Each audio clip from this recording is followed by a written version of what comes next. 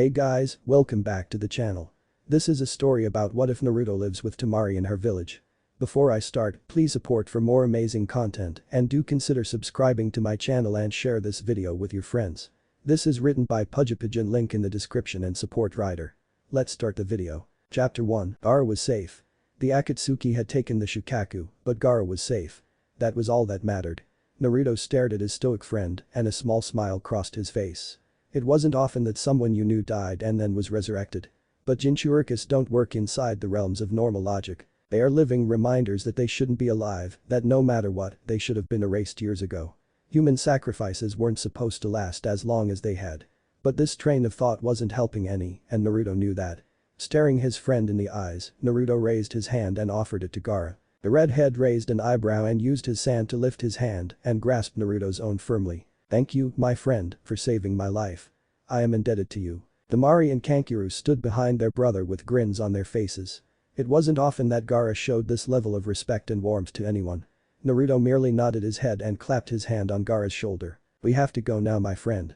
I'll see you again one day." As the rest of his group said their goodbyes and turned to walk away, a sudden cold feeling washed over Naruto and he turned to look at the form of Gaara several feet behind him.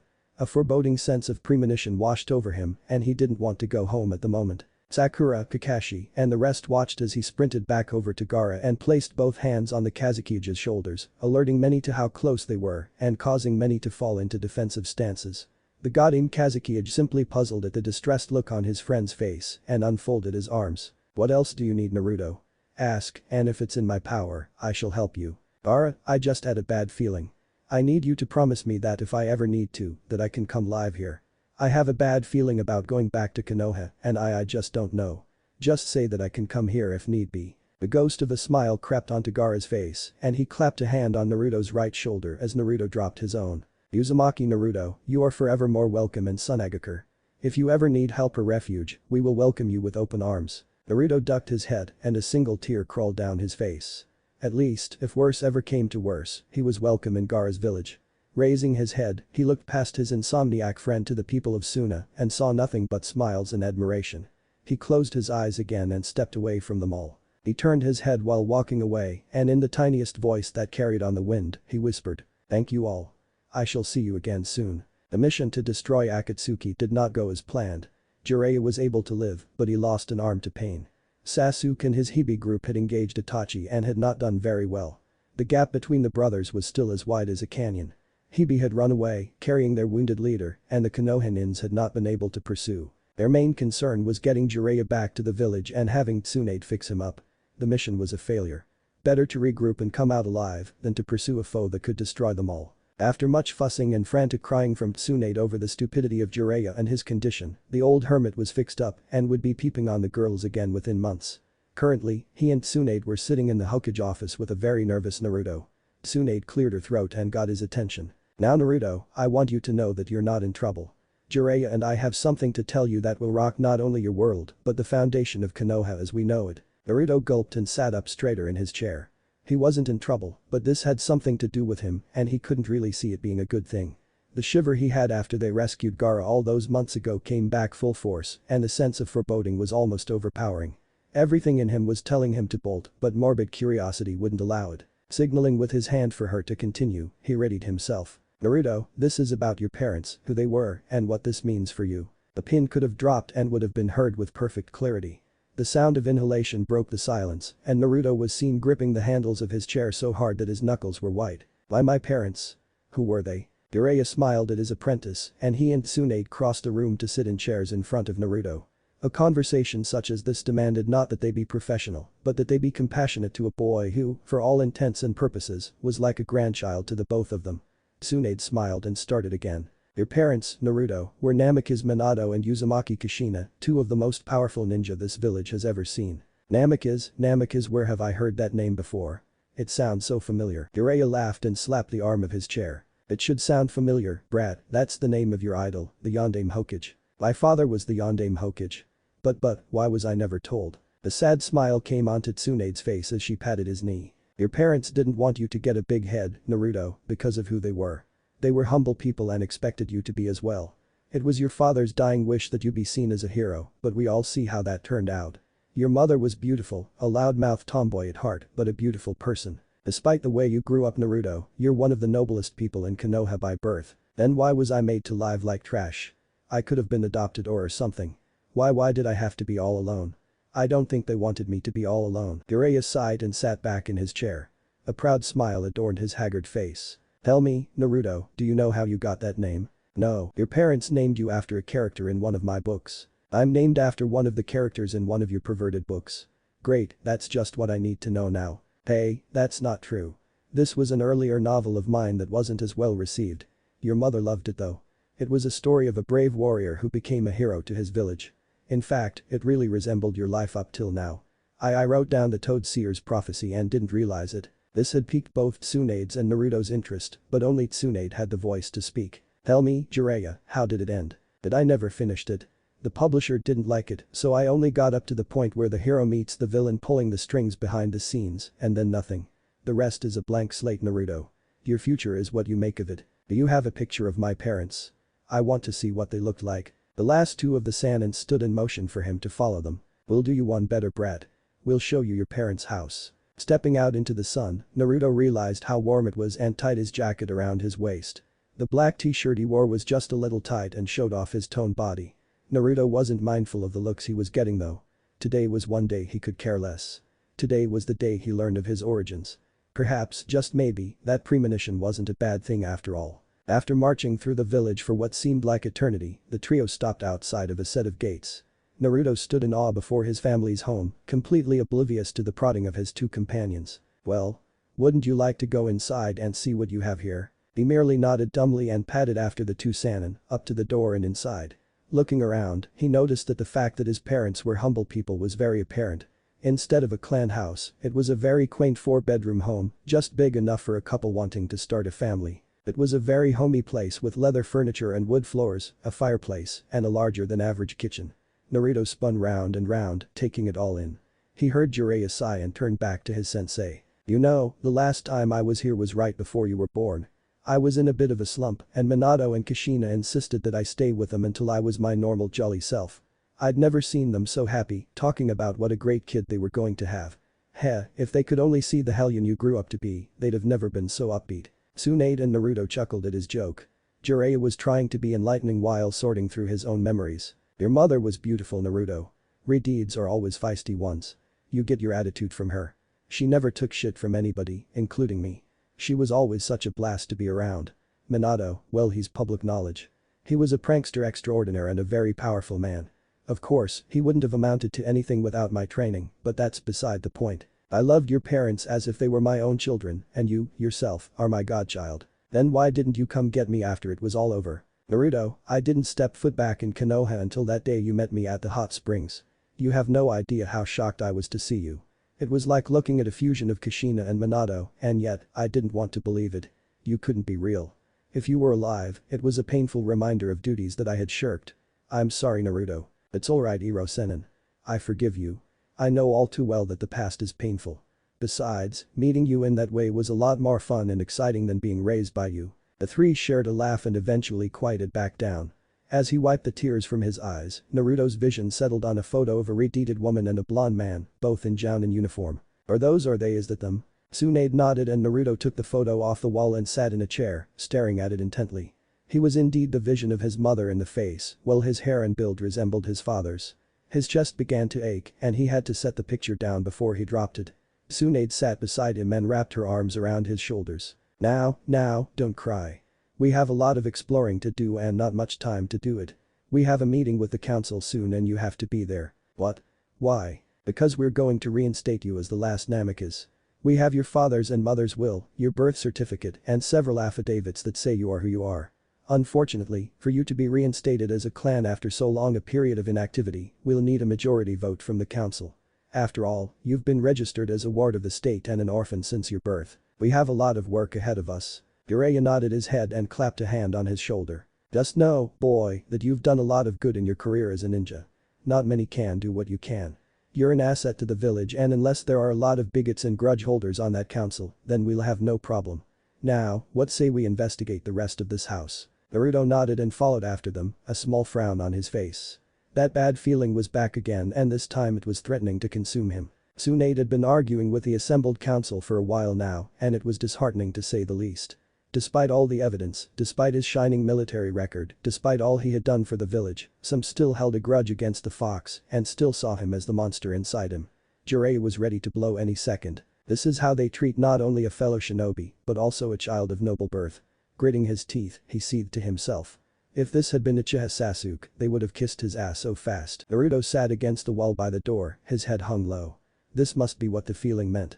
He was denied his heritage, all that belonged to him was lost. He could care less about the land or the house, those were superficial things. He wanted the memories that belonged to him that were inside, the pictures, the books, the scrolls, his family heirlooms. He wanted his parents' legacy and he was denied that. He had stopped listening after their vote came up negative. Tsunade was in a rage. How can you deny him his heritage?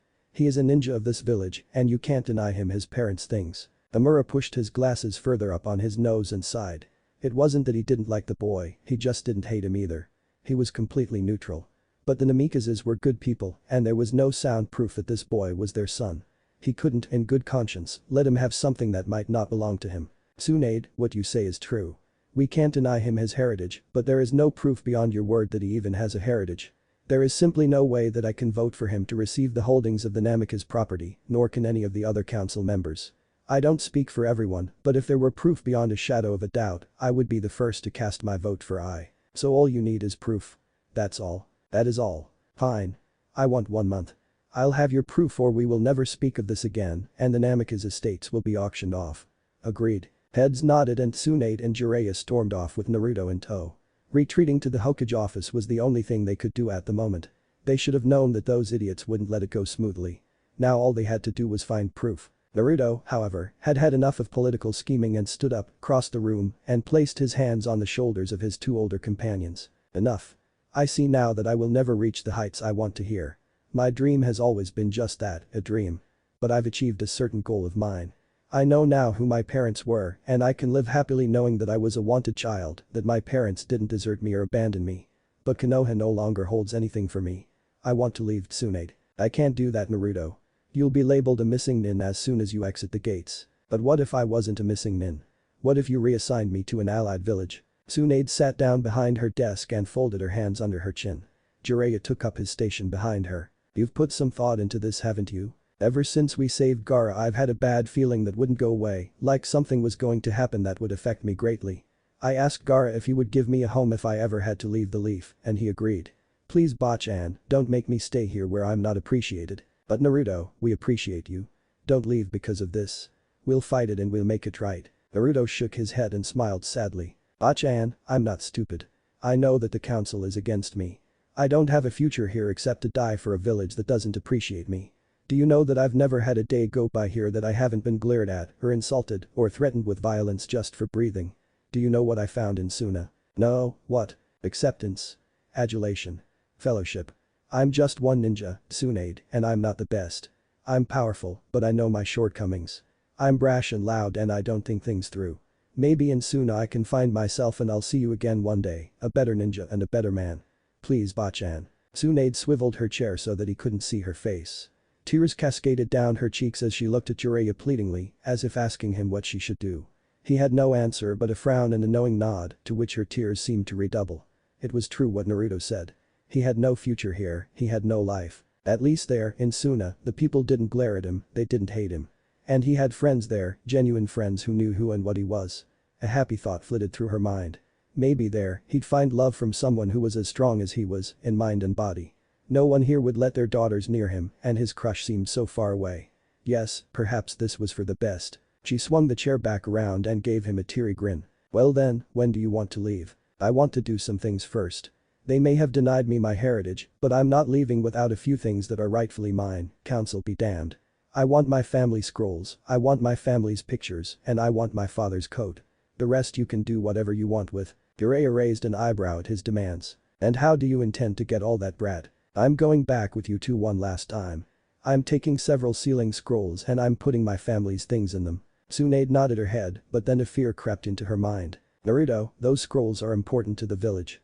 How do you intend to take them out without it being seen as treason? I'm going to make copies of whatever is written in them. We'll retrieve them and bring them here to the Hokage office, where I'll make copies, and then we'll go see the council again and announce my transfer. They'll want the scrolls, you understand. Naruto set his mouth into a snarl and slammed his fist on the desk. They can't have them. Family scrolls are for family only, and if there are no Namikazes left in Konoha, then the scrolls need to be destroyed. I'll burn them myself if need be. I see. If you can't have your rightful property, nobody will. I like that brat. You know they'll throw a hissy fit, right? Like I give a damn. I don't care what they think anymore. Tsunade leaned back again and opened her desk drawer, taking out a bottle of sake in 3 dishes. Jiraiya and Naruto both raised their eyebrows while she uncorked the bottle and poured the sake into the dishes. Lifting hers, she bade the two to pick theirs up. Jiraiya did so with a grin on his face, but Naruto looked apprehensive. Tsunade sighed and thrust the dish into his hand. I wanted to have a drink with you when you were older, but I may not get that chance now. You're going to drink with Jiraiya and me, and you're going to like it. We need to get good and shit-faced before we go about destroying important documents tomorrow. The three lifted their dishes and clinked them together before downing them. Naruto coughed and sputtered, drawing laughter out of his 2 older drinking buddies and prompting them to utter at the same time. Lightweight. The next morning found our trio back at Namika's household and standing in front of a heavy oaken door with a red seal on it.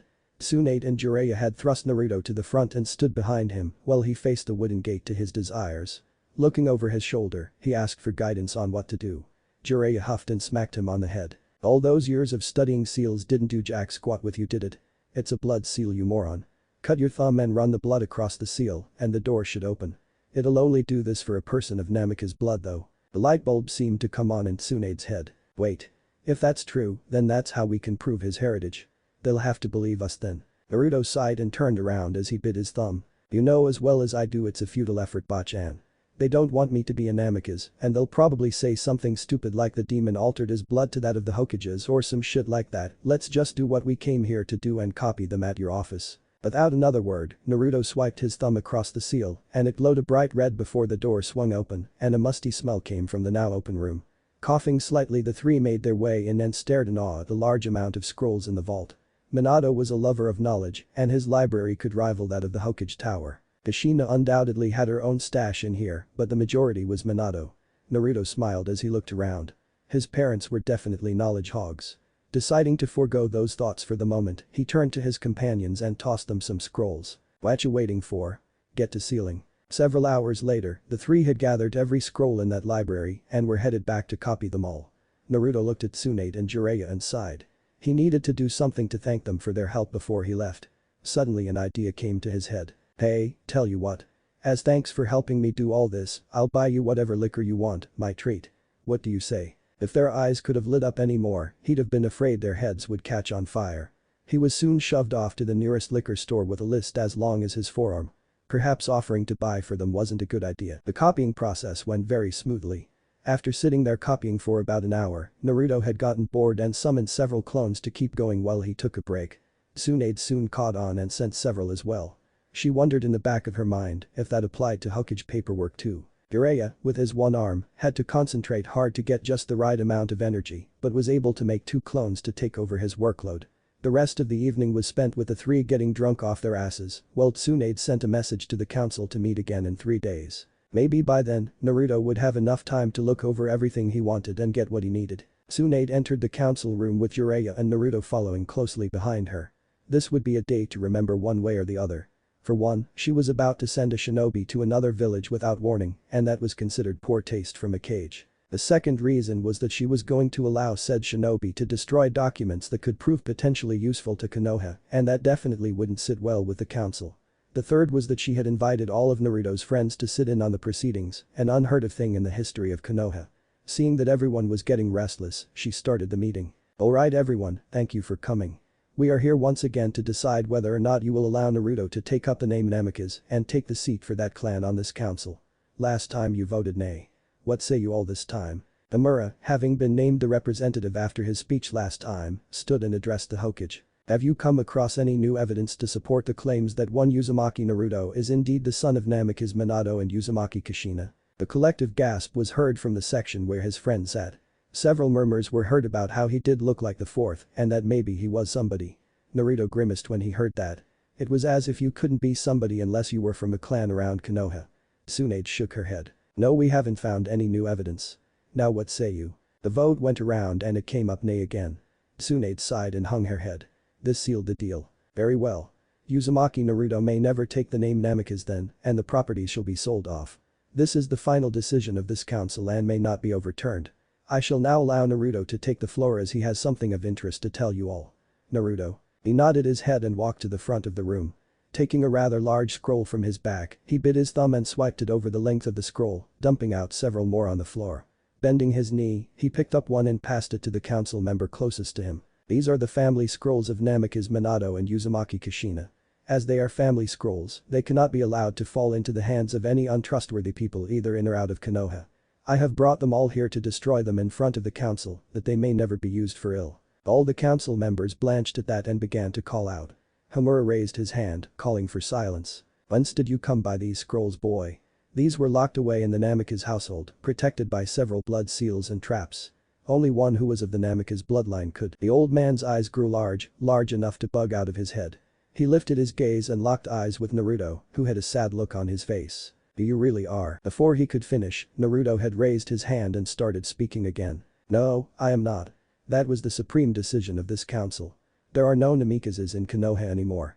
Therefore, these scrolls must be destroyed and any evidence that could be used against the village must be destroyed also. I, myself, am no longer a part of this village as of tomorrow morning. I am being transferred to Suna, where I will take up station as a Sunanin, under the orders of the Godin Kazekage. I am only here to tell you of this myself. Everyone stood up and began shouting that he couldn't leave, he was the last Namikaze. It was foolish, he thought, that they would say this after a supreme decision. It couldn't be taken back. Besides, his mind had been made up. With a few quick hand signs and a cry of Kaiten. Kikakyu no Jutsu he incinerated all the scrolls, amidst a chorus of howls of anger. He felt a slight pinch in his heart as he destroyed his father's work, but took solace in the fact that only the originals were lost. His parents' work would live on through him. He turned to the council member who clung to the tiny scroll and held out his hand. He scowled when the man jerked back, cradling the scroll as if it were precious. You come in here and destroy our mightiest Hokage's work and expect me to give up the last thing we may have of him. I don't care if you are his son, I won't. He never finished what he was about to say because Naruto had leapt over the table and slammed him against the wall. His fangs bared, he snatched the scroll from the man and tossed it onto the bonfire in the middle of the room. Never say I'm his son.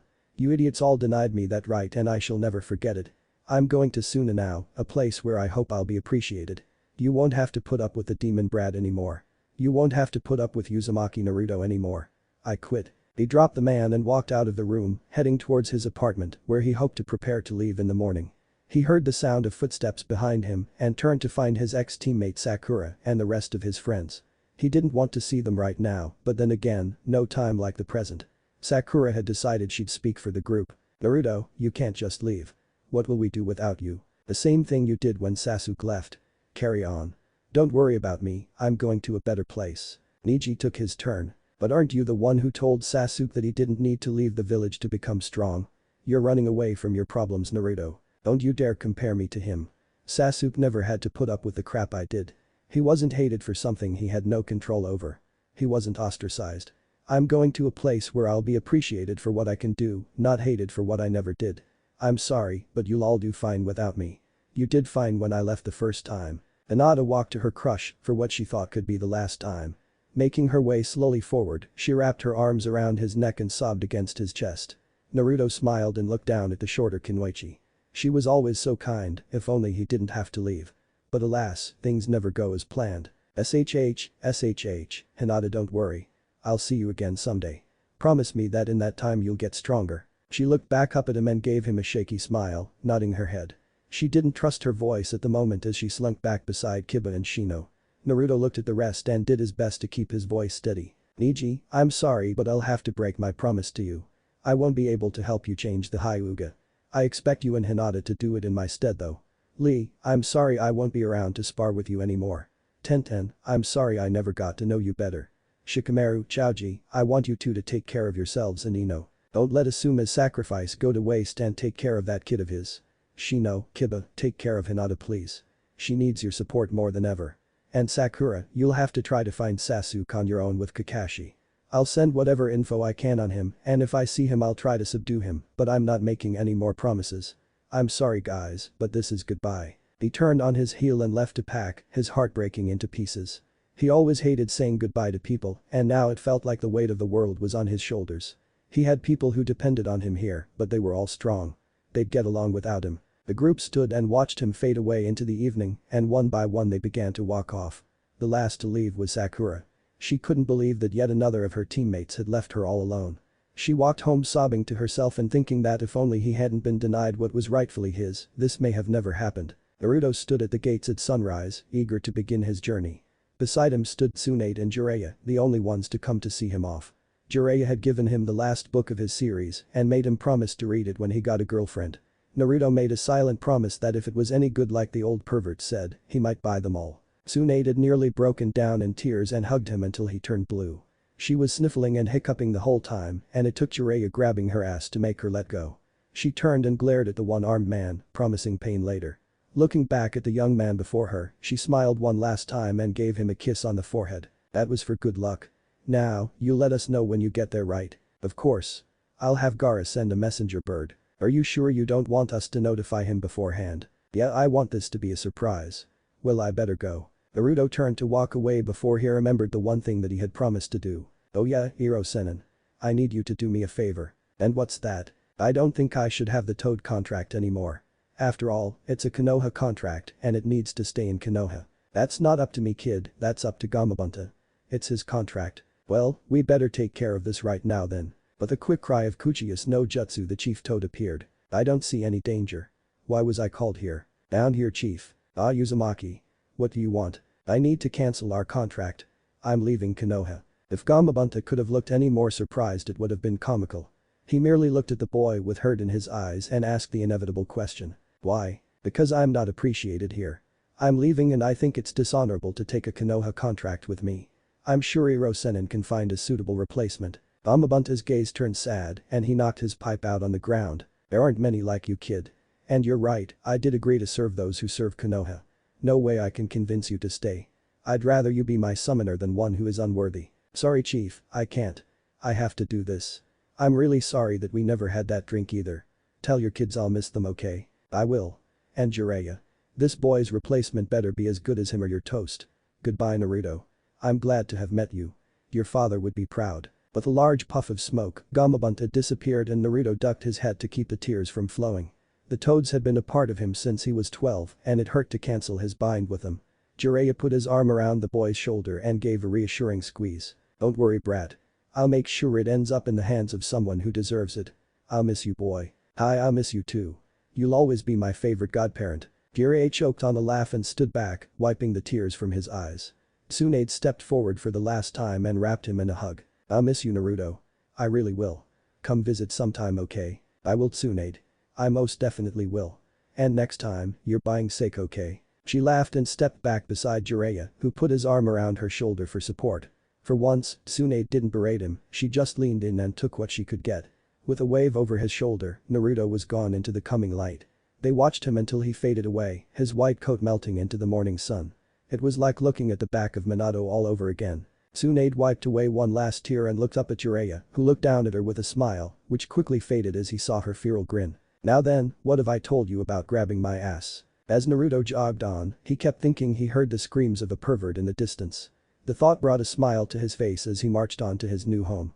Hopefully, some things would never change. Chapter 2. As Naruto trudged along the path, his thoughts went back to what he had learned earlier that week. His parents were good people, honorable people, and they had loved him. He was not happy with his father's decision to stick a demon inside him, but it was a hard thing for a man to decide to do. Do you decide that the life of your child is worth more than an entire village, or do you take the adage that the needs of the many outweigh the needs of the few to heart? It was a troubling question, and he didn't know if he had an answer to that. His father had been in a compromising position, and if he were placed in the same, he didn't know what his solution would have been. People stared at him as he passed them by. He had forsaken his orange jumpsuit. It was a reminder of what he had left behind in Konoha, a childhood that needed to end as soon as possible. It was time for a fresh start, and he had started that with a change of clothing. Wearing beige baggy pants, a black long-sleeved shirt, black sandals, and his father's battle coat with the sleeves shredded, he was quite an imposing figure. The tall collar of the coat shielded him from prying eyes somewhat, and for that he was grateful. He wasn't out of fire country yet, and there were undoubtedly some people from Konoha who would recognize him. He shifted the pack on his back and straightened up slightly. It was hard for him to cancel his contract with the Toads, but he felt it needed to be done. That contract had been in Konoha for quite a while, and it just felt wrong taking it away. Even if Jiraiya never found someone to summon them again, the contract would stay in the vaults until someone was deemed worthy. He mourned the loss of his friends from the Toads, but it was for the best. He wanted a fresh start in everything. Perhaps he'd find a new contract somewhere and it would rival the Toads in power. After a couple days of walking, Naruto found himself at the border of Fire Country and River Country. He grimaced when he remembered that that was where they had found Gaara, dead on the ground with Deidara on top of him. It was not a happy memory, even if his friend was saved in the end. It was just a reminder that those bastards were still out there, even if they were weakened at the moment. He growled deep in his throat and some people walking by him turned and stared. He didn't notice and just kept walking. Thinking about Akatsuki wasn't going to help any. He needed to keep his thoughts about him and look toward the future. He stopped about halfway through River Country for the night and made camp. He suddenly wished he hadn't been so hasty in giving up the Toad contract. Gamakichi would have made a good companion on the trip. He sighed and rested his chin on the folded arms supported by his knees. He hoped that his new life in Suna would be a happy one. At least he already had some friends there to make the transition easier. But going from an environment full of life and flora and fauna to one filled with never-ending sand and wind was quite a system shock. He stared into the fire and watched as the flames crackled and danced.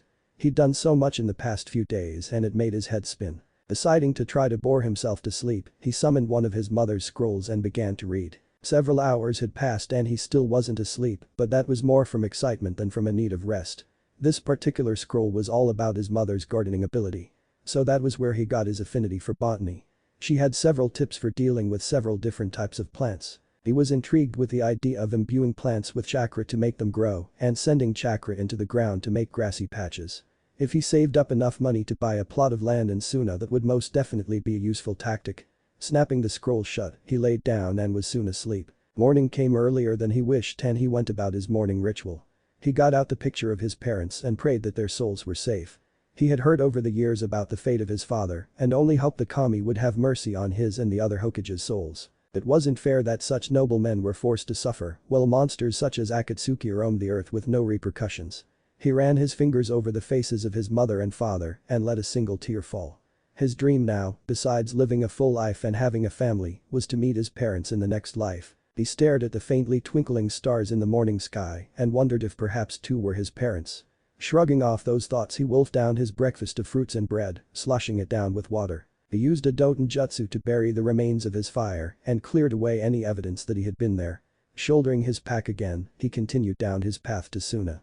He felt a familiar feeling the closer he got to the border and soon realized that he was close to the cave where the Akatsuki had taken Gaara.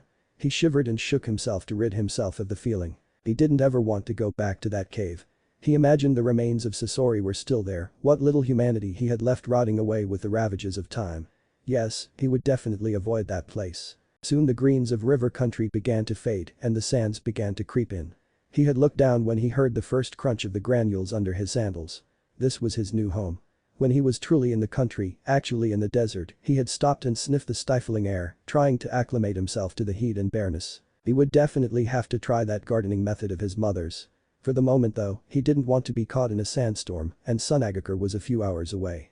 Channeling chakra to his legs, he crouched low before springing away across the desert, the sand behind him lifting in a wave before settling back down, as if he'd never been there. Gaara sat in his comfy chair, glaring at the mountains of paperwork that lay before him.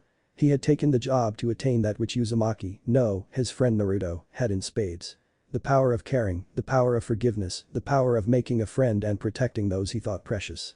He wanted to be someone of import, someone precious to the people, and he wanted to protect them. He stared hard at the papers and tried to incinerate them with his eyes. It was no use. This was how the people thanked him for being the Kazekage. They gave him multitudes of paperwork and expected him to sit in an office all day. He sighed as he sat back. He probably had lost control of his sand by now, sitting in this damnable chair all the time. For some reason his thought swung to his one, true friend in the world. Uzumaki Naruto was, is, and always will be an enigma to him. The boy was truly too forgiving in his opinion. He smiled when he thought about their first fight. He had never seen such sadness and understanding in someone's eyes as he had then. It made him happy that he had found someone such as himself and sad at the same time that someone else carried a burden such as his. The boy had saved his life twice now and he was eternally in his debt. He hadn't heard from his friend in quite a while now and was wondering how he was doing. He was just about to pick up his pen and return to his paperwork when a Chunin burst through the door looking quite distressed. Gaara looked up slowly, as intimidating as possible, and gave a long drawn-out yes. "Azuki-sama, there is someone heading our way from the river country border. And? People come from that direction all the time. It's probably a traveler. They're traveling at a very high speed. Probably just a courier ninja. Nothing to worry about. They're kicking up the sand behind them in waves, like a boat breaking across water. Perhaps I should have a look after all." Temari and Kankiru stood on the wall beside the entrance to Suna and stared out over the desert. Whoever was kicking up that much sand had to be extremely quick and powerful. They weren't normal, that's for sure. There was no mention of a messenger coming, nor was there any indication that their allies were in trouble. Their heads turned as one when they heard the swishing of sand and found their younger brother stepping out of a small whirlwind. He crossed his arms in his favorite pose and walked between them. "What's the damage?" Temari smiled at her little brother and looked back to the wave of sand getting closer. "No damage. We just don't know what or who the hell that is. It's not a courier ninja. I've never seen one who could kick the sand up like that. The only people I can think of fast enough are Rock Lee or Mido Guy, and only after they've opened the gates." Kankiru smirked and started to undo the scroll on his back. "Nah, we'd have known if it was them. You can see that godforsaken spandex from miles away. This guy's wearing a white coat with flames. He has blonde hair and he's about your height." Gaara stood and thought hard. Blonde hair, huh? There weren't many friendlies he knew of who had blonde hair and less who were male. That only left one person. His siblings watched with their eyes growing wide as that maniacal grin splayed across his face. They hadn't seen that look in quite a while. In fact, for Temari, the last time was with "I shall go down and greet our guest. Tell no one to interfere." Before they could protest, he was gone in a whirlwind of sand. Temari looked at Kankiru and shrugged. You'd think those two could greet each other without trying to kill one another at least. Naruto began to slow when he saw the tops of the buildings of Suna over the last sand dune. He knew he was traveling fast and if he didn't want to slam into the walls around the city, he needed to slow down or they'd be scraping him off. He wondered if they had seen him coming when a blast of sand erupted in front of him and he instinctively threw himself to the side, rolling on top of the sand and coming to a stop on one knee. He chuckled and stood in a defensive stance. Appears Gaara couldn't wait to see him.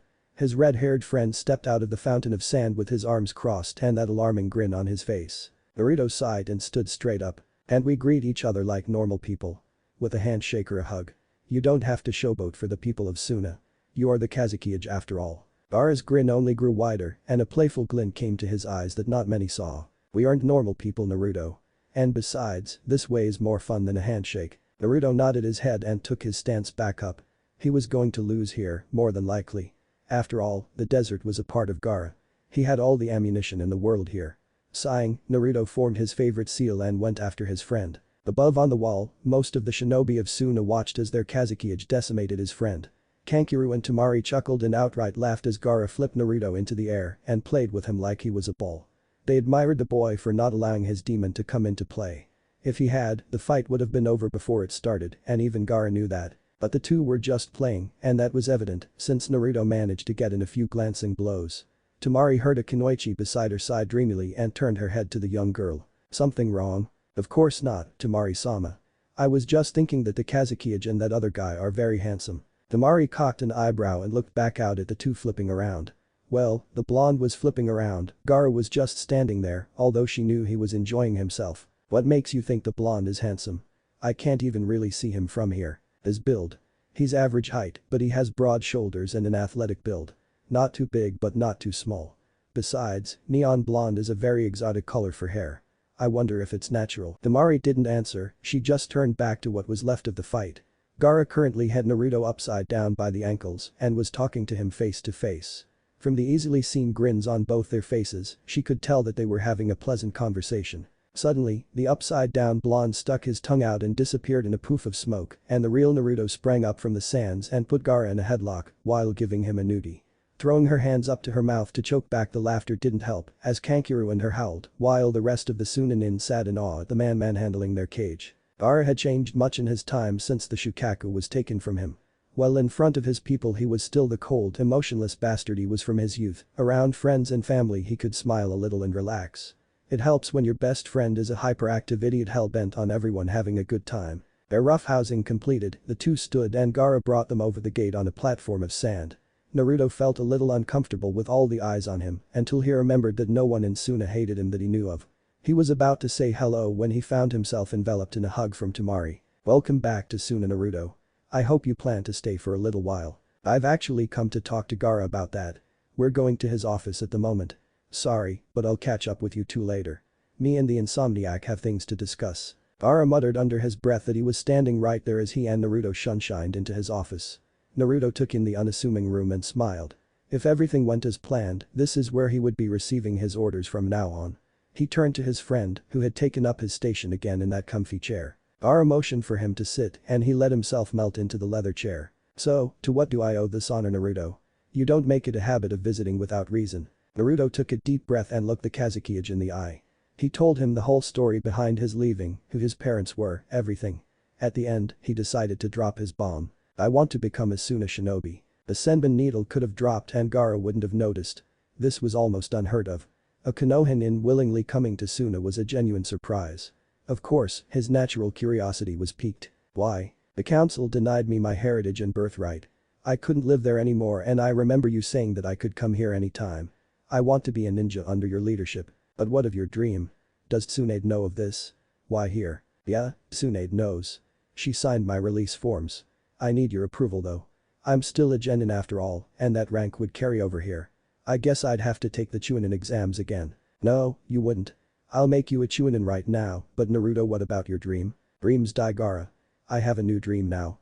I have my family heirlooms and scrolls and I want to start my own family. I'll make a new clan and it will rise here in Suna. That is, if you let me. Of course. I'll notify Tsunade immediately. Do you need any time before you take up duties?" "Just a little. I have a fair sum of money saved up and I wanted to buy a plot of land if I could. I just want to relax for a bit and read through my parents' scrolls. I want to know them a little better." "Well, until you're ready you may stay at my family's compound. Temari and Kankuro still live there and I don't think they'd mind you staying. I'll have to warn you not to eat Temari's cooking. She's a horrible chef. Kankuro's passable, but not by much. If you're a better cook, I suggest you offer if you don't want to starve to death." "Thank you, Gaara. I promise you I'll never let you down." The two stood and shook hands before Gaara summoned Temari to escort Naruto to the Sabaku compound. As the two blondes left, he smiled and sat down while writing his letter to Tsunade. "You've never let me down before, you idiot. I don't expect you to now. Now the question is, where to put a new Chunin?" Temari kept cutting her eyes to the man walking beside her. She couldn't help but appreciate his looks once he was out of that jumpsuit. The coat definitely made him look familiar, like she'd seen him in a book somewhere. She couldn't put her finger on it though, and it bothered her. Her analytical mind just couldn't let go of a puzzle, and Uzumaki Naruto was definitely a puzzle. "So what's it like at the Sabaku compound?" She nearly didn't hear him, she was so lost in her thoughts. "It's alright. I have to put up with Kankuro and his puppets, but other than that it's nice. Gaara takes care of us. We never want for anything." "I see. How are you and Shikamaru doing?" Temari narrowed her eyes and turned to face him, making him stop. Putting her hand on her hip, she shifted her weight to one leg. "There is no me in Shikamaru. He's a competent person, but he's not boyfriend material. Hell, you're more boyfriend material than he is." They walked on in silence for a few minutes, but Naruto's prankster side couldn't let something like that slide. "Boyfriend material, huh? Maybe I'll take you up on that later." The rest of the way was filled with a sputtering Temari trying to regain her dignity while Naruto laughed his ass off. He was going to have so much fun with the Sabacus.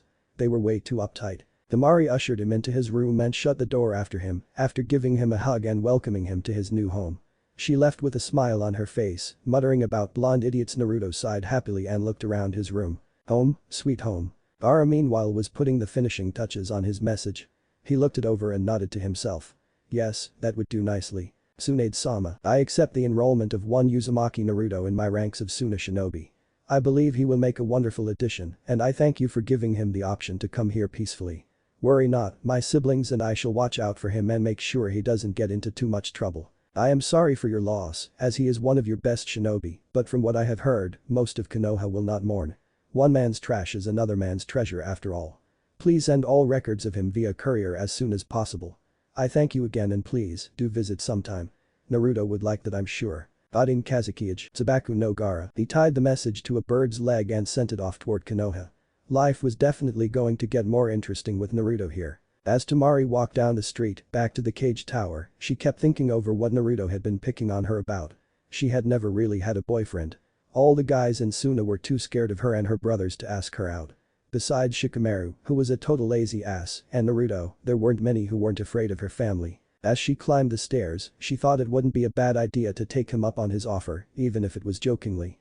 She'd have to let him get settled in first, but then she'd spring her trap. As a fellow wind user, he'd be fun to train with, and she'd heard through the grapevine that he had imbued a powerful jutsu with wind manipulation. Yes, she'd definitely have to train with him. As she stood before the door to Gaara's office, she smirked as she had a brilliant stroke of genius. This'd teach that little asshole to make fun of her. She stepped inside and smiled at her brother, who knew immediately from that mischievous look that someone was in trouble. "Brother dear, I have an idea as to what to do with our new Chunin." Naruto sat in his room alone, reading a scroll into the waning hours of the night. Gaara had stopped by earlier and said that he had sent a message and would give him a week to get settled in before he would be assigned to his new post. This gave Naruto plenty of time to read up on the history of his folks and get situated to Suna. Gaara's only request was that he eat lunch with the Sand siblings every day. That wasn't a bad condition. He liked Gaara's family. Temari could be scary, but other than that she was a cool chick. Kankuro was a prankster at heart like he was, and the two got along splendidly. He sat against the wall and read further into the scroll. His parents didn't really write much about themselves. It was mostly about their techniques, but any good ninja could garner much about a person from just that. His father was not a meticulous person, his writings flitted here and there, with attention only paid to the big things, like how to do this or that. His mother was painstakingly accurate about everything, and he admired her for that. The two seemed to be polar opposites when it came to paperwork, but apparently when it came to life they had the same philosophy. Live hard, love hard. He sighed and banged his head against the wall.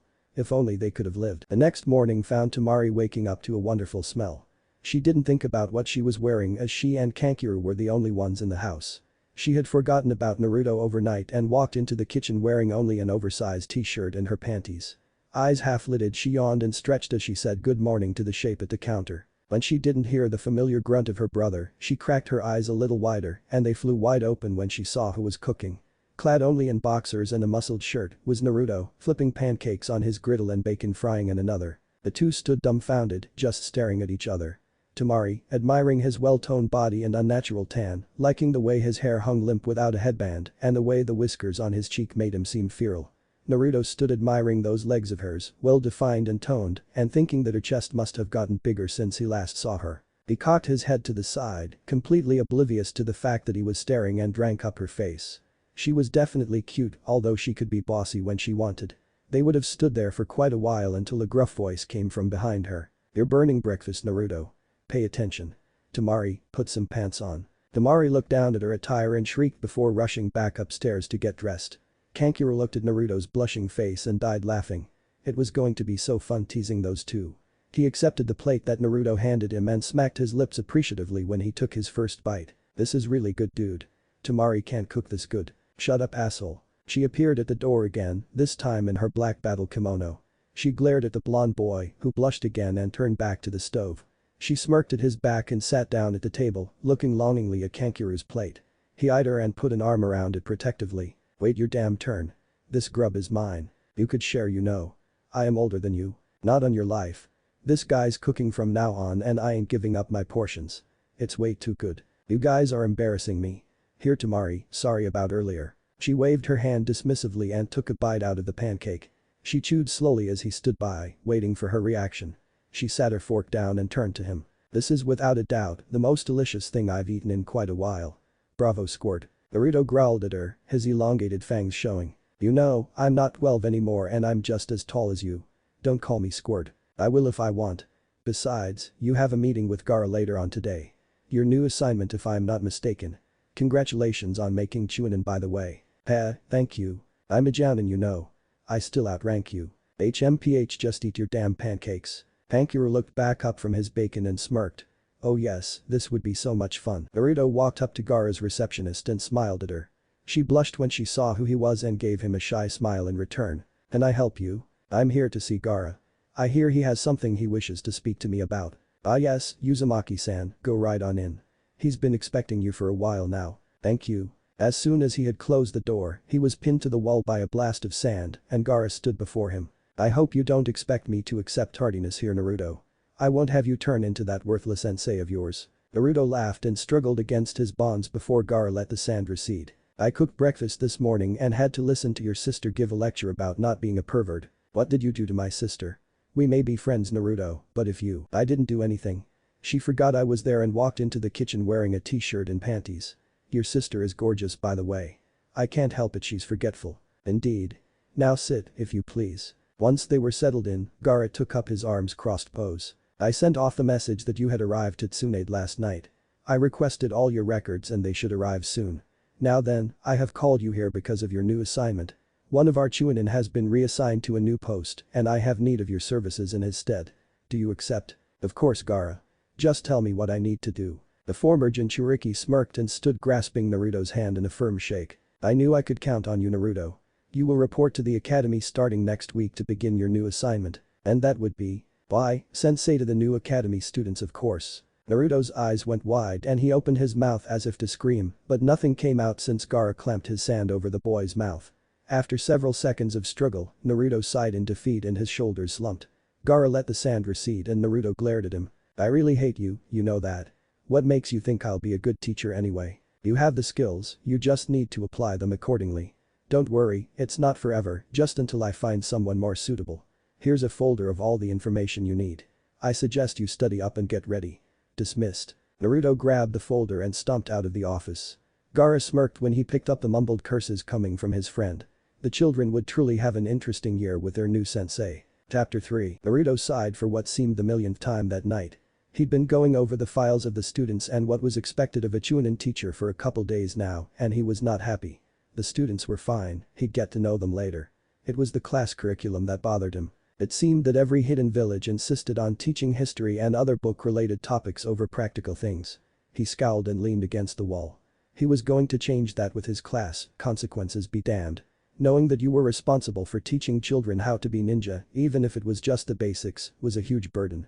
He wouldn't send them off half-cocked. He looked around at all the scattered files and picked up one of particular interest. It was the requirement for the graduates. Same as Konoha. Henge, Kawarimi, Bunshin. Despite their boast of quality shinobi, Suna had low starter standards like their ally. True, their numbers were lower because only the best of the academy were accepted, but his class wouldn't be like that. Pulling out a blank scroll, Naruto began to scribble furiously on the parchment. His class plan would break rules and tear down barriers, and if Gaara didn't like it, then let him try to stop him. Uzumaki Naruto always proved his detractors wrong. Naruto straightened himself out as he walked toward Gaara's office. Clad in his beige pants, black shirt, and battle coat with his Chunin vest beneath, he cast quite a shadow. He nodded his head to the receptionist and knocked on the door. He tugged on his vest again and smiled. Temari had wanted to be the one to present it to him, but Gaara reserved the right of the headband for himself alone. A monotone voice bade him to enter, and Naruto stepped inside. Gaara took in his friend's appearance and nodded approvingly. While I appreciate the change of color, I don't think your father would have approved of you tearing the sleeves off his coat. Yeah, well, it gives me a better range of movement. Besides, a sleeveless trench coat looks cool. Gaara sighed and walked around his desk. He presented Naruto with his headband and bowed to him. Naruto took it with a smile and bowed to his friend. The two straightened up and each took a chair. As Gaara made his way back to his comfy leather chair, Naruto tied the headband around his arm. He liked his hair better down anyway. Congratulations, new Chunin of Suna. I am proud to welcome you into our ranks. You don't need to say all that, Gaara. Shut up, idiot, I'm obligated to. Now where was I? Oh yes. The speech continued on for nearly 5 minutes in Gaara's drawling monotone, and Naruto was sure by the time it was over that the former Jinchuriki had only said the speech to make him mad. His eye twitching madly, he tried to keep his voice calm. Is that old Kazuki-sama? Gaara frowned and the sand behind him swirled up. I thought I told you not to call me that. I thought I asked you not to say all of that spiel. Yes, well, that is my right. On to other topics. I assume you are prepared for your class. Yes. You've read the curriculum.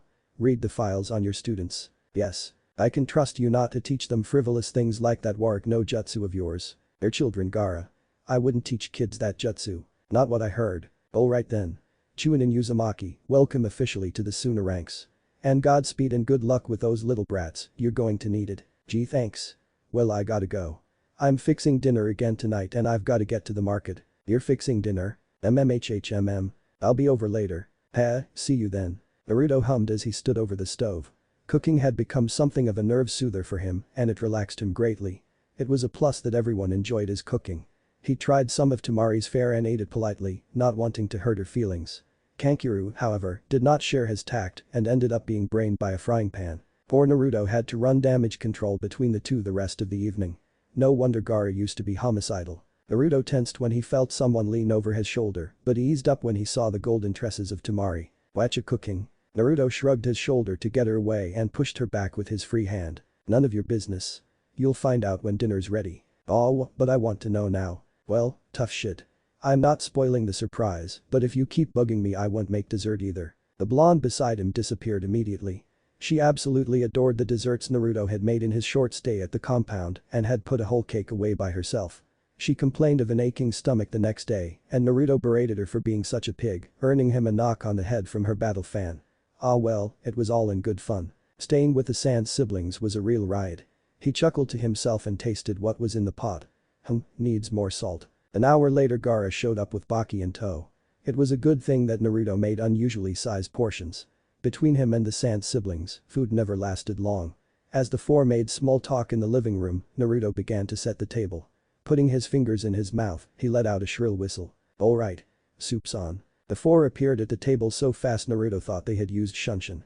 With a quick-eyed Akamatsu everyone dove in. Naruto waited to see what they thought before he dug into his plate. Baki sat up straight and swallowed his mouthful before smiling at Naruto. This is very good Uzumaki. Much better than anything these three ever came up with. Shouts of indignation came from Kankuro and Temari, while Gaara just grunted and kept eating. No use arguing if the food got cold. Once everyone was done and patting their bellies, Naruto retreated to the kitchen and came back with a covered dish. Temari was literally bouncing in her seat from anticipation. Naruto pulled the cover off the dish to reveal a double chocolate cake. Temari was practically foaming at the mouth. Gaara looked over at her and sighed. Temari, close your mouth. You're drooling everywhere. Naruto just laughed as the kunoichi wiped her mouth off and held out her plate for a slice of cake. He cut her a generous portion and watched her dive into it. The others were no better though, except for Baki who kept some dignity while trying to shovel it in as fast as he could. Gaara, you're the Kazekage. You shouldn't eat like a pig. It sets a bad example for those of low station like myself. I'll remember that when you have to come up with extra curriculum for the children. Perhaps table manners would be a good subject. Perhaps. Dinner passed without much more incident and the five found themselves in the living room, passing around a sake bottle. Baki took a strong swig and passed it to Gaara, who declined and passed it to Kankuro. Baki stared at Naruto for a moment before speaking. So Uzumaki, any idea how you're going to teach all those brats? I do actually, but I'm not going to tell what my lesson plan is. I want my class to be unprepared for what I have in store for them. They'll find out in 2 days what kind of teacher I am. Temari took a swig and passed it to Naruto. So you won't tell us anything? Not even a little hint. Naruto smirked and took a swig before passing the bottle to Baki again. I'll just say that my curriculum will be as unorthodox as I am. We need ninja here in Suna, but more importantly we need quality ninja. I intend for my entire class to pass. Gaara stared at him incredulously before snorting. I've heard that claim before Naruto and believe me, that's a dead wish. It won't happen. I know what the requirements for Genin are Gaara.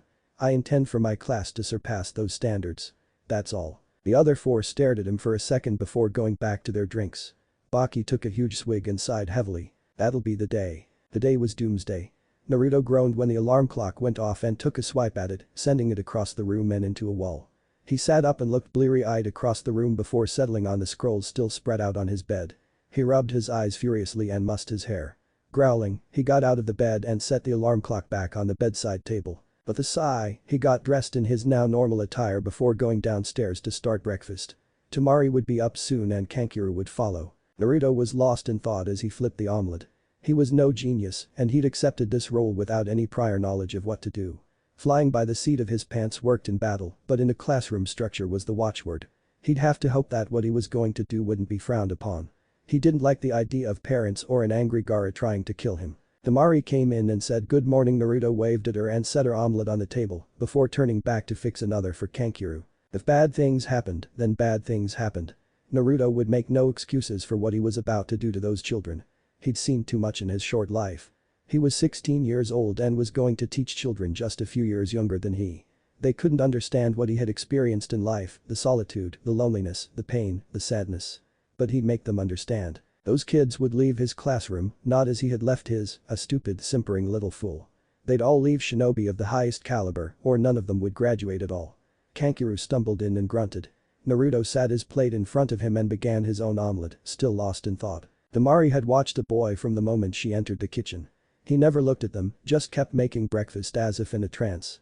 She knew today was his first day as a teacher, but she'd never seen the hyperactive blonde so quiet. It was almost scary. But she knew enough from dealing with Gara not to bother someone when they were being introspective. It wasn't good for anybody. She wanted to say something bad, but when the blonde dropped his plate on the table and ate absent-mindedly, she knew it wasn't her place. Kankuro glanced across the table to his sister and nodded his head in Naruto's direction. She shook her head no. She wasn't going to interfere. Kankuro sighed and sat up straight. Boy Naruto, what the hell's with the long face? The blonde looked up and gave the puppet master a confused look. What's the deal, man? You nervous? Who wouldn't be? I don't know what I'm getting myself into.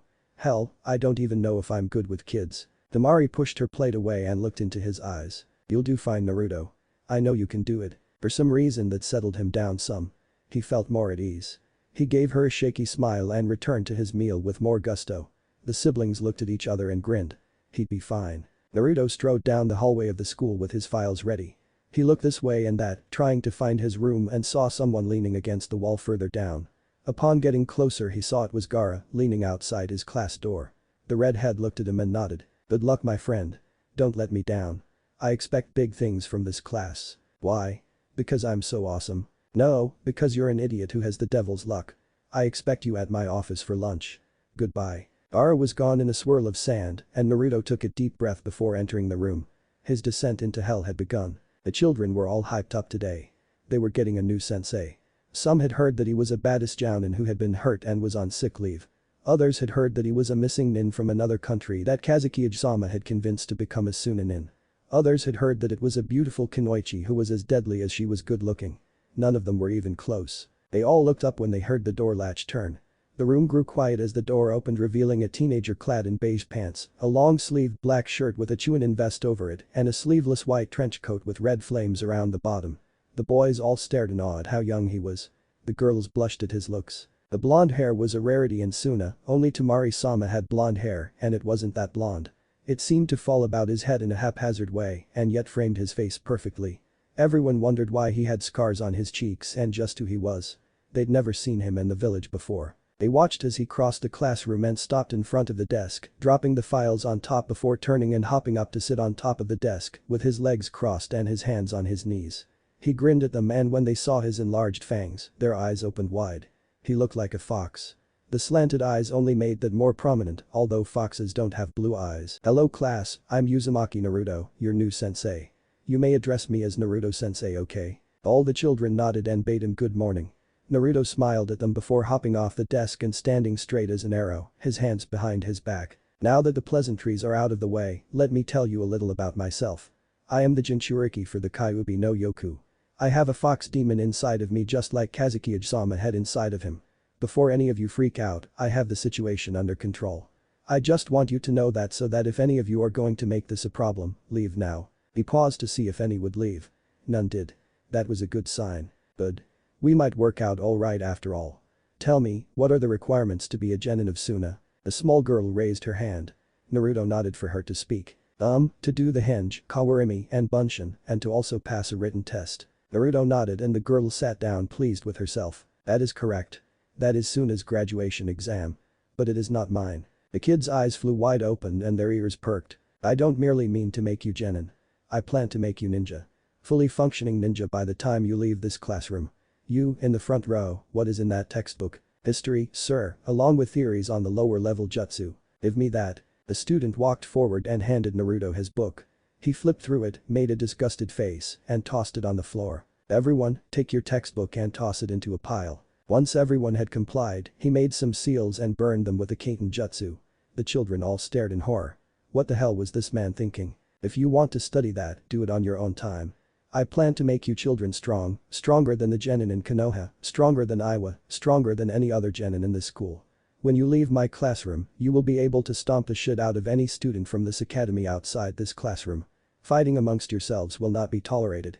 Am I clear? If you have an ego, if you're a fangirl or fanboy, if you're just an idiot with a chip on his shoulder, get out. I have no use for you. I was an idiot when I was a genin. I thought I had something to prove. I left the academy greener than a grasshopper's ass and thought I was king of the world. Let me tell you kid something. The world isn't fair. I'm the first to admit this. I'm a human sacrifice, kids. I've been beaten, I've been tortured, and I've nearly been killed. The ninja world is not pretty and some of you may die. I'm not trying to scare you, but that's the way the world is. Don't think being a ninja is cool, don't think it is noble. It's a job. It's a service to your village. To most you are a tool. Personally I don't believe that. Emotion can't be wiped out. It's what makes us human. I want you to know that I don't play favorites. I will be working with each and every one of you personally. This class is a team effort. If you have illusions of grandeur, if you think you're better than your classmates, get out. This is the golden rule of my class. Everyone passes or nobody passes. And we will do this over and over and over again until everyone passes. Am I clear? Every head nodded dumbly. Naruto smiled and his smile made the children relax more. I've seen favoritism and what it can do to a team. I won't let that happen to my students. If one of your classmates is struggling, help them. It's better for you in the end. If you can't get your chakra under control, ask someone who's good with control to help you. If you need to build up your reserves, then get with someone who knows ninjutsu. If you suck at hand-to-hand combat, find a classmate who can kick your ass and work with them. That works the other way around too. Offer to help. Don't sit by idly while someone struggles. If I see you doing that, I'll kick your ass out of this class so fast, even medical jutsu won't be able to take the boot print off your cheeks. The children all laughed at that and Naruto's smile grew wider. Not to say there won't be bookwork or homework assignments. I just prefer to work on the practical things. History, to me, is a hobby. Knowing how many hairs were on the Shodaime Kazukige's ass isn't going to help you mid-battle. Knowing how to beat the shit out of your opponent will. Now I'll take questions until we have to leave. Don't tell me your name though. I don't want to know them. Why not sensei? Because then that would mean that I had a personal attachment to you and as a sensei who is going to grind you into the ground, I'd rather not know you all personally, otherwise I might decide to go easy on you. Are you going to teach us lots of cool jutsu? I have a very limited repertoire at the moment, but I will teach you what I can. Remember kids, a ninja never stops learning. He's always learning something new, something useful. What jutsu I do know are powerful though. At one time, I had the Toad contract, but I gave it up when I left my village. What village are you from originally? I'm from Konoha. I left there for personal reasons that I won't divulge to you kids. What's the biggest toad you ever summoned? The chief toad Gamabunta. The children all gasped and began to whisper amongst themselves. Naruto cocked his head and asked what the problem was. Nothing sensei, it's just that Kazekige-sama was beaten by a boy who could summon toads during the failed invasion of Konoha. We've heard that he's friends with him now though. Naruto put on his foxiest grin and put his hands on his hips. Yeah, I whipped Gaara's ass pretty good. If the children were dumbstruck before then they were comatose now. No way. That was you? You beat the Kazekige? When we were children, yes. But I don't want to talk about that now. Why not? It's not my place to tell of the defeat of the Kazekige. He's my friend and I won't belittle him by talking about things in the past that don't affect us now. Naruto looked around the room and saw that their questions were coming to a close. Any more questions? Just one. Can you show us your jutsus? Naruto grinned and walked to the door. He turned in the doorway. Let's take a trip outside real quick. Some of mine can be a bit destructive. The kids filed outside quickly and blinked against the nearly noonday sun. Naruto coughed to get their attention. I'll show you two of my favorites and after that we'll go home for the day. Putting his fingers into a familiar cross-shaped seal, he cried out Kage Bunshin no Jutsu and as many clones as there were students popped up. Naruto looked to his students and grinned. This is how I'll be teaching each of you personally. I prefer hands-on training and teaching so no one will fall behind. But sensei, they're just Bunshin. They can't help us. One of the clones frowned and walked over to the boy. Everyone watched as it raised its hand and waited for it to pass through the boy's head. Instead a smacking sound was heard and everyone looked in shock to see the boy holding his head. The clone walked back beside its brethren and smirked. As you can see, these are Kage Bunshin, not regular Bunshin. They are quite solid and have my knowledge and ability. When they are dispelled I learn everything they learned and I keep the knowledge. They're extremely useful and if I deem that everyone is worth passing and has enough chakra capacity, I shall teach it to you as a parting gift. The children seemed to be salivating at the chance to learn such a powerful jutsu. Sensei, what about the second jutsu? Ah yes, my other favorite. This is difficult to learn and I will not teach any of you this. It takes an insane amount of control and power and you simply aren't ready.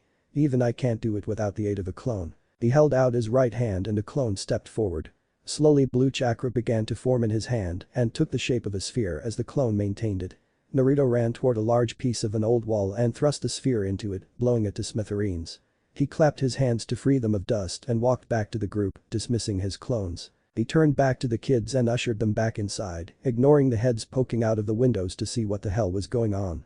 Once inside the classroom, he took up his station at the desk again. "Now look kids, I'm not going to lie to you. This is my first time as a teacher and I don't want to screw up. I promised Gaara that I wouldn't let him down and I intend to start with this class. Suna needs good shinobi, dependable shinobi, and this class has the potential to be one of the best ever. Take the rest of the day off and think about whether you want me as a sensei or not. I'm unorthodox, I'm brash, but if you're willing to learn, I'm willing to help you. If you'd rather wait till next year when you can have a seasoned chunin teacher, then I won't blame you. We'll be going by ear here. We'll still have tests by the way, but that will be on things I think are important. Personally I think genin exams are a crock. I myself can't create a simple bunshin. I have too much chakra. I have a friend back home who can't use jutsus, but he's still one of the best ninja I've ever met and on a good day he could kick anyone's ass from here to mist and back and never have that smile of his leave his face. We will accentuate your positives and work on your negatives. Remember this class's motto is, no one is left behind. Now get out of here. I got other things to do and a lesson plan to work on." The children filed out as if in a daze and Naruto left after them, wondering if he was doing the right thing. As soon as the door was closed, a genjutsu dropped and the Sand siblings stood in the corner. Temari turned to Gaara and saw that he was deep in thought. "So? What do you two think?" Hankiru took up a thinking pose that looked unnatural on him, but this was an unorthodox thing to begin with. "I think he'll either make or break these kids. Naruto was always a do or die kind of person. Personally, I think the academy has been due for a shake-up like this for years. What do you think Temari?" "I think he'll do fine. I actually like his approach. It reminds me of Baki-sensei." "Gaara, what do you think?" Gaara didn't answer for several minutes. He just stood there with his arms crossed until that small smile made it onto his face and his siblings stared at him waiting for his answer. "I hope Naruto bakes another dessert tonight. I seem to have acquired a sweet tooth." He disappeared in a swirl of sand, leaving two baffled jounin. After the shock wore off, Temari smiled at Kankiru as they walked out of the room. "He'll do just fine. And I hope he bakes a cake tonight too. That boy's a damn good cook." Kankiru took a sip out of his canteen. "Then why don't you rope him and take him out?" Temari looked up as they walked and waited until Kankiru took another sip of water before answering. "I just might. I saw him in boxers remember? He has a great ass." Poor Kankiru nearly died from choking. Naruto did indeed bake a cake that night and everyone was very appreciative. He retired early to his room to think about what he'd done that day. He laid on the bed with one arm on his forehead, staring at the ceiling. Had he done the right thing in telling those kids the truth? Had he been too harsh in telling them the ugliness of the world? He sighed and rolled over to look at the clock. It was late and he needed to get to sleep. He rolled back onto his back and sighed again. "I guess I'll find out in the morning." Chapter 4. Walking to class was somewhat of a chore for Naruto. It seems that people had heard of his speech to his students and the results were mixed. Most of the ones who he assumed were parents or people who were the age of the parents of his students gave him dirty looks. The older folks and ranked ninja gave him appreciative looks. Apparently, being spontaneous and brash was a double-edged sword when it came to teaching. At least they didn't outright hate him. Walking peacefully was another new experience to him. In fact, most greeted him or gave him a polite nod. Having the Kazekage as a friend was a good benefit apparently. He thought back to the night before and Temari. She had smiled at him more than she usually did and had destroyed his dessert with passion, even growling at Gaara when he tried to take the last piece. Naruto smiled in spite of himself. It wasn't every day you saw Gaara startled like that. He stepped into the school and greeted everyone he met with a smile. One of his fellow teachers walked up to him and stuck out her hand. "Hello there. I'm Urameshi Kari. My class is the one down from yours. I have to say, your little demonstration yesterday was quite a shocker. Is that a good thing or a bad thing Urameshi-san?" "Kari, please, and that's a good thing. It's nice to have a teacher that the students actually look up to and don't disrespect." "Look up to? Heh, if they look up to me, they don't know me yet. My students will hate me by the time I'm through with them." "Why's that?" "Because of the regimen I'm going to put them through." "I'm sorry to cut our conversation short Kari-san, but I have to get to class and so do you. I look forward to speaking with you again." Kari watched as he paced on down the hall, the heels of his shoes thumping against a wooden floor. Interesting guy. Naruto walked into his classroom and took up his position at the desk again.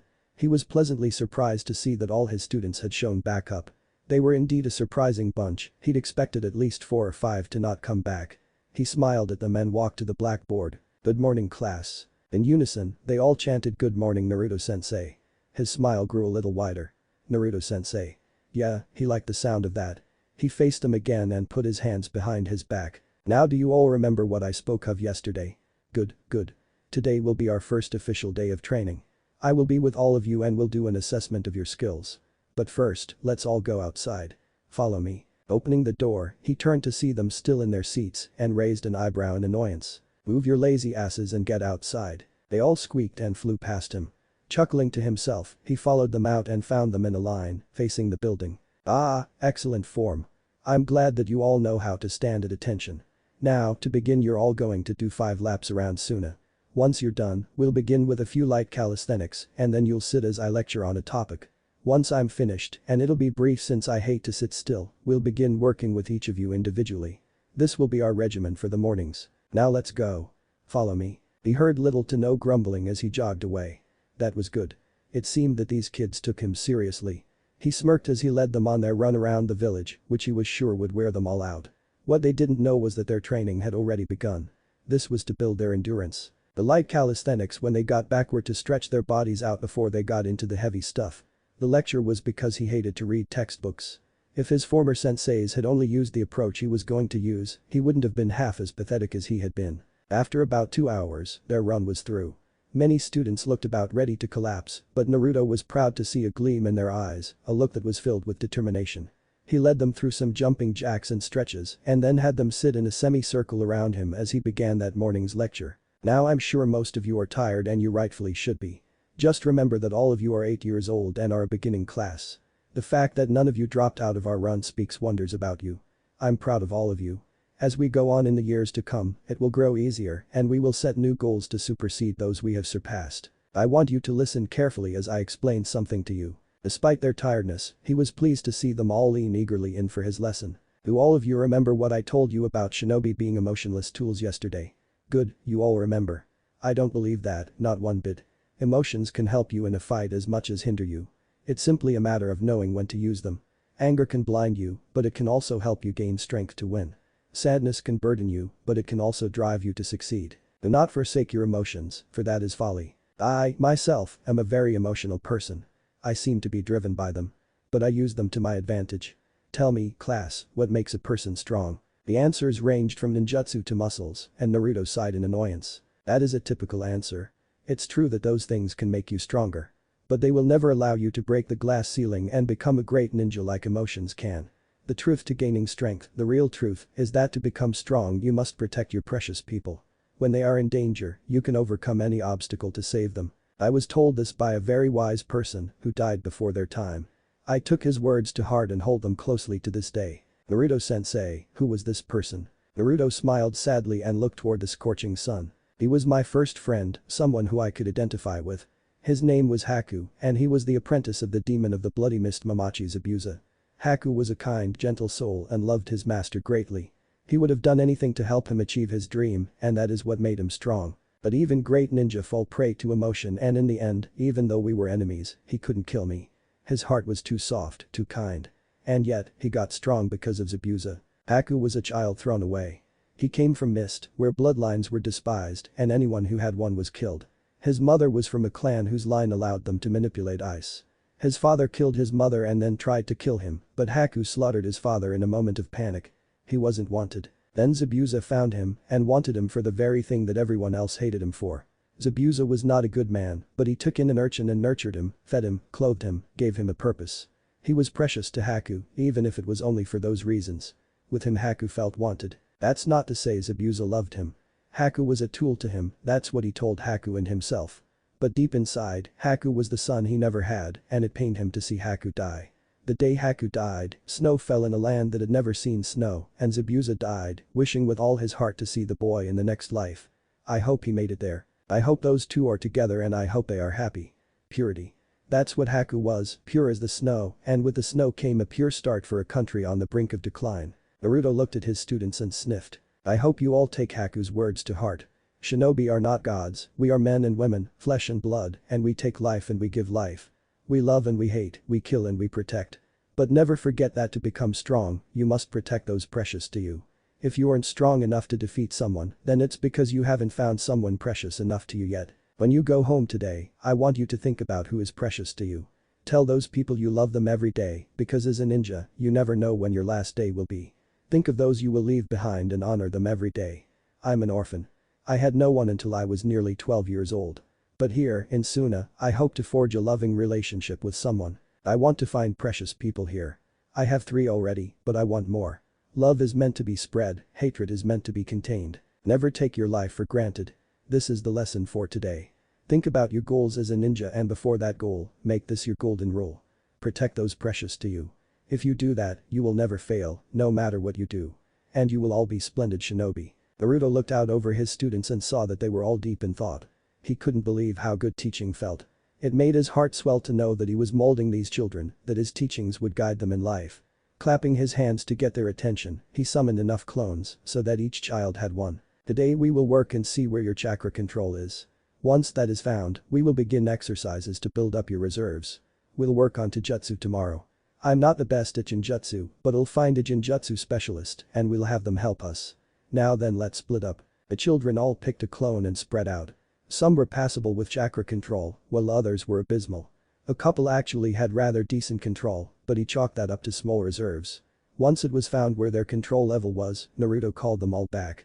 The kids stood in a line, awaiting further orders. You'll be happy to know we're going back inside for this. We don't have the necessary area to work out here. Now follow me back inside. Once back inside, Naruto turned to the children. Now we're going to work on your control. You're going to climb these walls with no hands. Many children looked at him like he was stupid and a couple scoffed. Naruto threw his head back and laughed. Don't worry, that was my reaction to this as well. I started on trees, but unfortunately, we don't have that luxury, at least not yet. Perhaps I can do something about that in the future. For now, watch me. The students watched in awe as he walked up the wall and then across the ceiling, standing above them, looking down. This will both help build your chakra reserves and build your control. Now then, to avoid any holes in the wall, I want you all to lay on the floor and put your feet on the wall. There won't be any running start, so you'll have to concentrate. Focus the chakra to the bottom of your feet and place your foot on the wall. When you think you have it, gently place your foot on the wall and see what happens.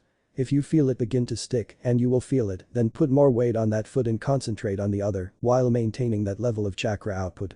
Try to match it in the foot not stuck to the wall and continue onward. The object is to get at least halfway up the wall today. If you can't, don't worry. I'll help you. The children all lay down, and as expected, those with small reserves made it up within several minutes.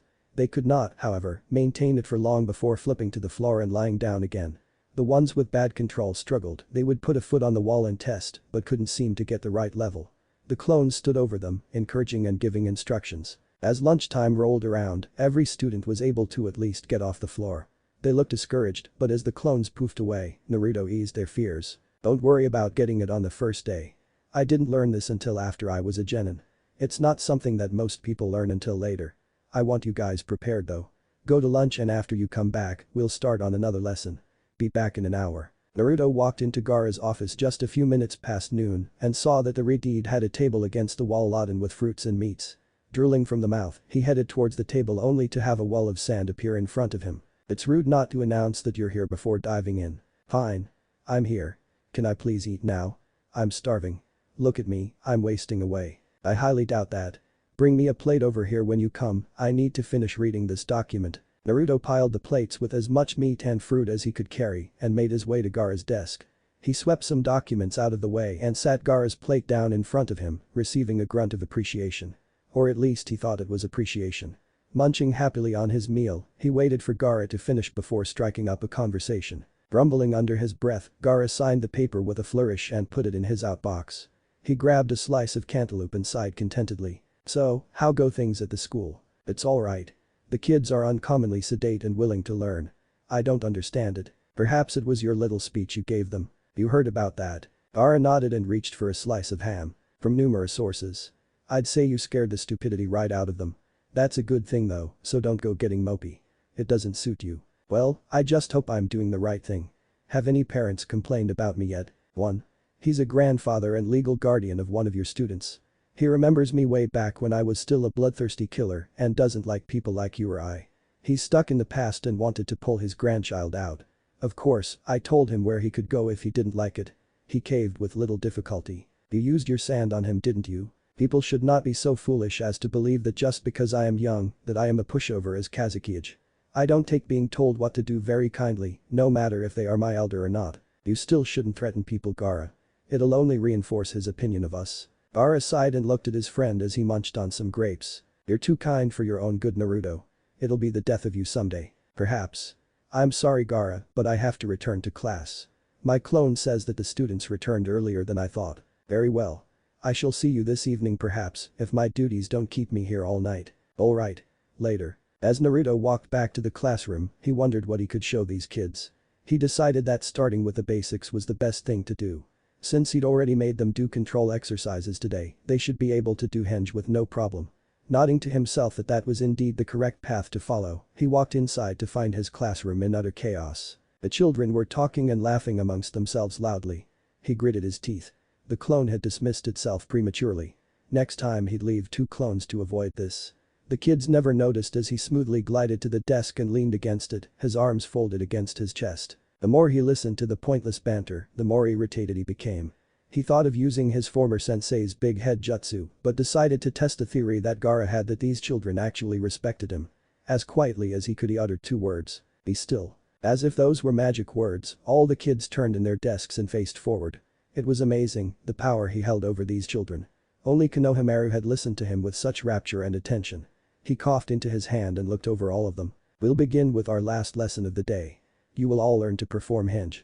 I will situate you each with a clone and it will show you the necessary seals to perform this jutsu. This is a rudimentary jutsu, as are all the academy graduating standards. However, henge and kawarimi can't save your life if need be. They cost relatively little chakra and higher level shinobi still use these E-class jutsu to this day. In fact, henge was my favorite technique for quite a while. Allow me to give you a demonstration. Naruto put his hands in the proper seal and transformed into Gaara. In the Kazukige's monotone drawl, he explained the exercise. To complete the jutsu, to make it totally effective, it helps if you learn the mannerisms and voice of your preferred target for transformation. If you can replicate everything down to the tiniest twitch of a finger, only a Genjutsu master or someone with a Taijutsu could tell you weren't the real article. Now then, scatter out around the classroom and prepare to learn. The children were all assigned a clone and began to perform the necessary seals, while Naruto sat at his desk and wrote some things down. These kids would become the model for what an academy student should be. He'd make sure of that. After nearly a half hour, one of his clones poofed out, signifying that a student had completed the jutsu. Naruto glanced up to the girl and motioned for her to come before his desk. So you've completed the exercise. Hi sensei. Indeed. Perform the henge for me. Transform into me. The girl made the necessary seals and turned into a perfect copy of Naruto. He nodded and stood up, making his way around the desk. A few more examples and I'll assign you a new task. I want you to transform into what I do. The girl nodded her head and Naruto transformed into Gaara and she followed suit. He turned into Baki and she did that as well. He poofed into Temari and the girl did it mostly well, but the hair was slightly discolored. Naruto undid the illusion and sat back down in his chair. You have a high degree of control, but that is mostly due to low reserves. You performed very well, but when you turned into Temari, you discolored her hair, signifying your chakra was nearly out. Do not perform any more jutsu for the rest of class and let your reserves fill back up. Help out the other students and learn from their mistakes. Watch what they do and give suggestions. Dismissed. The girl bowed and walked over to a boy who seemed to be struggling. Naruto's clone stepped back and watched the two. The boy seemed grateful for the extra help and soon was able to perform the jutsu with minimal difficulty. Naruto smiled at his students and continued with his paperwork. Soon, the day was over and Naruto called for the students to return to their seats. Many flopped down, breathing heavily while his clones dispelled. He walked around in front of the desk and leaned against it. Very good. You all did well today. I want you to go home and do as you please this evening with one exception. I want you to try to trick a family member by using the henge. If you can't perform the henge all that well, then practice with your control. Now then, get out of here. I have better things to do than stare at your ugly mugs. The students beamed at the praise and gave him a hi sensei before leaving. Naruto shuffled his papers and made as if to leave when he saw the woman from that morning standing in the doorway, leaning against the jamb. He waved to her and said hello. You're quite the unorthodox one aren't you Naruto-san? I was walking by and saw the students all laid on the floor with a copy of you standing over them. Tell me, what were you doing? That's a trade secret. How is your class? My class is fine. They're coming along quite nicely although they hate my lectures. They say history is boring. I agree. I gave my class a lecture on emotions and shinobi today. They actually seemed interested in what I had to say. It's quite an experience molding minds. Indeed. Well, I suppose I've kept you long enough. I shall see you tomorrow I suppose. Good evening Naruto-san. Goodbye Kari-san. After another spectacular dinner, Naruto sat on the roof of the compound, staring out over the desert. He was lost in thought again, a strange occurrence considering who he was. He had been reading one of his father's scrolls on jutsus and was eager to try them, but between the academy and cooking for his housemates, he didn't have any time left. He sighed and looked up into the stars. He supposed even the stars could feel lost sometimes. He heard the crunch of a shoe behind him and didn't bother to turn around. Her scent carried on the wind. "Hey Temari. Need something?" She settled down beside him and pulled her knees to her chest, wrapping her arms around them. "No, I don't need anything. I just wanted to see if you wanted some company. You've been unusually quiet lately." "I've had a lot to think about lately." "That's true. I don't think I've asked you yet how you like it here." "I like it very much. It's less green than Konoha, but the people are nicer to me. Besides, if I can make it work, it'll be a lot greener around here someday." She looked at him like he had two heads. "What does that mean?" He gave her a foxy grin that showed his fangs. "That's a secret. You'll be the first to find out though if it works, I promise." "HMPH, everything's a secret with you. I heard about your teaching regimen today. Word gets out fast, huh? But those gossipy little brats of yours, it does. They're all so excited to have a sensei that's not afraid to tell them the truth. Word around the campfire is that you have quite a few pairs of eyes on you, both professionally and otherwise." Naruto cocked an eyebrow and looked at her quizzically. "What's that mean?" She smirked at him and looked at the stars. "That's a secret. Look who's being a hypocrite. You get onto me for being secretive and yet here you are keeping secrets. Sounds like a double standard to me." "Well, you know the exchange for secrets. I'll tell mine if you tell yours." "Nah, I can live without your secret. Besides, we'll both find out eventually what the other meant. Asshole." "Ah, you love it." The two sat in relative silence for what seemed like forever. Both marveling at how at ease they were around the other. Comfortable silence. Didn't someone say something about that sometime or other? Soon enough Temari sighed and rested her chin on her arms. "I have to go to Konoha tomorrow to give them our reports and get theirs. Anything you'd like me to tell the old lady?" "Just that I'm doing alright and that I miss her. If you see a one-armed pervert tell him I miss him too." Temari laughed softly and turned her attention back to the desert. It looked so different at night, not at all the scalding, torturous wasteland it was during the day. She looked over at her companion and took in his facial features. He'd grown since she last saw him again. He was taller and that baby fat was disappearing rapidly. He'd gotten more handsome. Stronger too. Suddenly Kankuru's suggestion didn't sound so crazy. It might be fun to have a guy like Naruto as a boyfriend. He'd be a challenge to her, unafraid to bear her judgment and punishment. Hell, she'd bashed him over the head numerous times in the past days he'd stayed at the compound and he just brushed them off and kept picking with her. But that thought in mind, Temari made a decision. She was the daughter of a former Kazekage, the sister of the current Kazekage, and one of the most powerful jounin in the military. Having a boy who wasn't afraid of her and was stronger than her as a boyfriend was a damn good idea. It was just a bonus that he was good looking and smarter than he let on. She jumped to her feet, the sudden motion startling Naruto. When he asked her what was wrong, she merely smiled down at him and held out her hand. He took it and she lifted him up. "Say Naruto, you ever had a girlfriend?" Taken aback by the abrupt question, he managed to stammer out a no. "How about dates? Ever been on a date?" Another no. "Wanna go on one with me?" If the boy was stuttering earlier, he was speechless now. A beautiful deadly kunoichi asking him on a date. What alternate dimension had he stumbled into? Temari took his silence as hesitation and growled, grabbing him by the shirt collar. "Look Naruto, I'm the daughter of a Kazekage and the sister of the current one. I'm used to getting what I want and you're no exception. Now I want you to take me on a date and you're going to like it." This little proclamation snapped Naruto out of his muddled thoughts and brought back some of that bravado he was famous for. He narrowed his eyes and spoke in a haughty voice. "And since when have I cared who someone was related to or what their name was? You don't scare me." Temari smirked at him and let go of his collar. "That's what I like about you Naruto, blunt and to the point. When I get back I expect you to take me out to dinner and a movie. And you can't be late since we live in the same house." "It's brilliant. I don't believe I ever agreed to this little escapade." Temari's smirk grew wider, if that was possible, and sauntered over to him, her hips swinging seductively.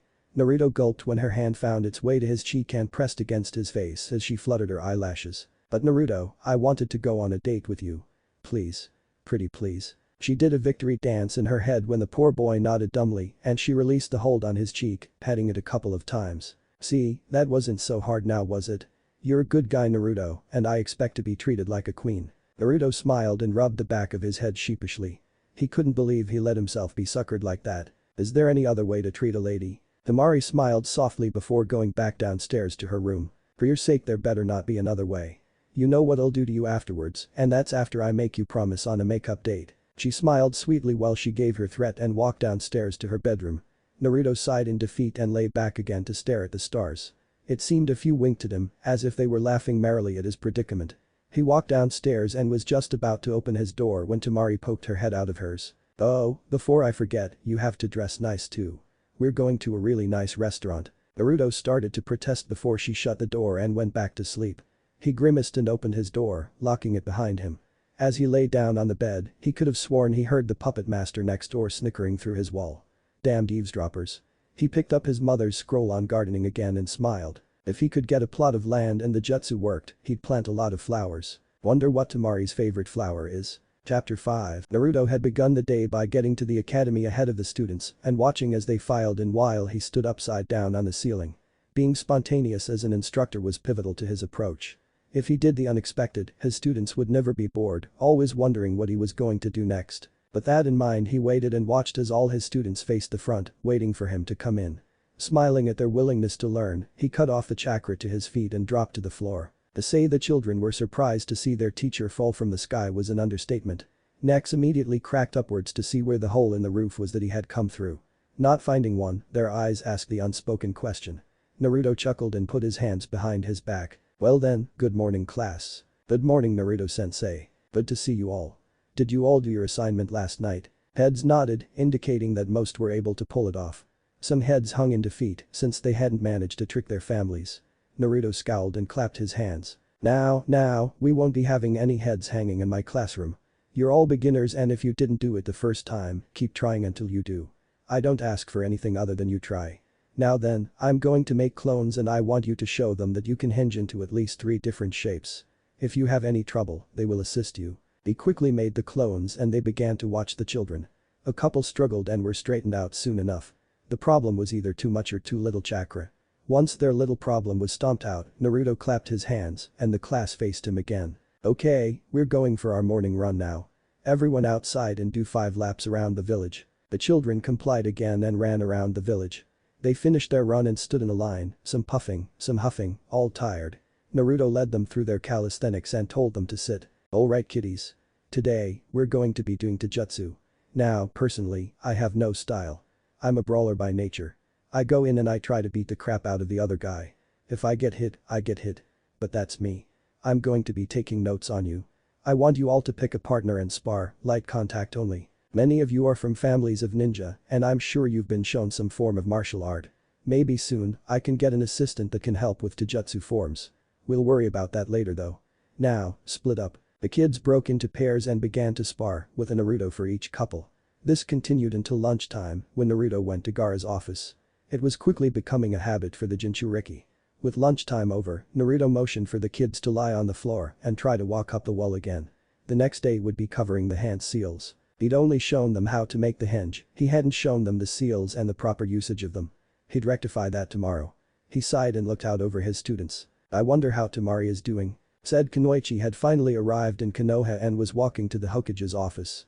Konoha was no longer one of her favorite places. This was a village that had turned its back on one of her most treasured people. Naruto was a savior to the people of Suna. He had done so much for Gaara and had asked for nothing in return. The people of Suna, well most of them, treated him like a hero. Here in Konoha, he was a reminder of the past, a reviled thing no matter what he did. Hell, Gaara had killed people, his own people, in the past, and the citizens of Suna mostly forgave him. Temari nodded absent-mindedly to the people as she passed. Her thoughts weren't with Konoha at the moment. A sudden realization made her cringe. She'd have to meet all of Naruto's friends at some point, and the only ones she didn't mind were that Hyuga girl and Shikamaru. The thought of the lazy Chunin brought a smirk to her face. To think she used to have a small crush on the lazy ass. She sighed as she came before the door of the Hokage tower. She wasn't looking forward to this. Tsunade had been worried ever since Naruto left. She'd been so relieved when she received Gaara's note that he had arrived safely, but had yet to hear anything else about her favorite blonde. He'd been gone a little over 2 weeks and she was already tired of her job. She hadn't realized how much the boy made her appreciate what she did. His desire to be in her position made her continue on every day. Without him there to prod her though, she simply didn't have the drive or motivation. Perhaps it was time to pass it on to someone else. She laid her head on her desk and sighed heavily.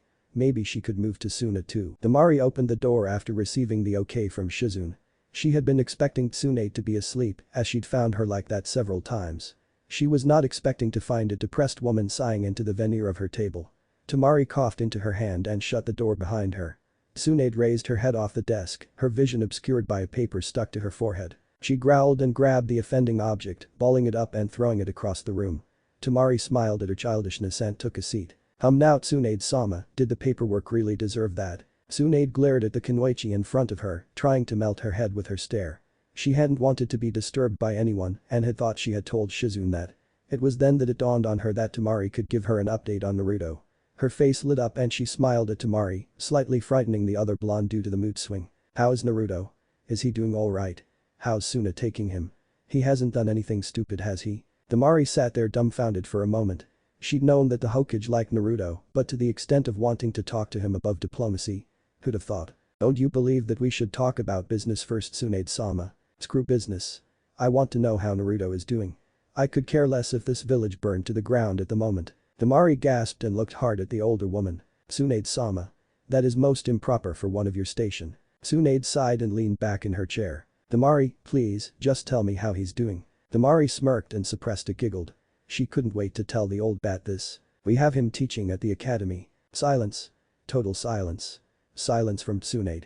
Silence from an eavesdropping Shizune. Silence from the hidden Anbu in the corner. The only thought going through the three's mind at the moment was, what the hell are you all thinking? You can't put him with children. He'll have them all being perverted within a month. Temari snorted and crossed her legs. Oh please Tsunade-sama, you don't believe that. Besides, believe it or not, he's actually an excellent teacher. He's even got the brats working on walking up walls as we speak. The second day he taught them all henge. And the lectures he gives, if I'd had him as a teacher, I'd have wanted to go to school every day. Tsunade sat back, thoroughly confused. Lectures? Naruto? No way in hell. He's way too impatient to talk about any subject for too long. It's true. In fact, he's really passionate about things. He burned all the class's history books the first day.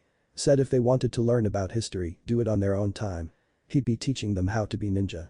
His first lecture was on emotions and the use of them in battle and life. Tsunade sat there, a disbelieving look on her face. Finally, after many stone-faced moments, she called for Shizune. The brunette peeked in cautiously and asked what she wanted. I want you to gather all Naruto's friends, the council, and the Jounin senseis. If this is true, then they have to hear this. Besides, this way Temari won't have to repeat it a billion times. Temari smiled at the older woman's deviousness. This wasn't for Temari's benefit, it was for Tsunade's. This was her way of rubbing it in their faces that they had made a damn fine man an outcast amongst his peers and had driven him away from his home village to a place where he was appreciated. To a village where the children looked up to and respected him. He'd been in Suna less than 2 weeks and already was becoming quite the talk about subject. Almost immediately, Jiraiya had appeared.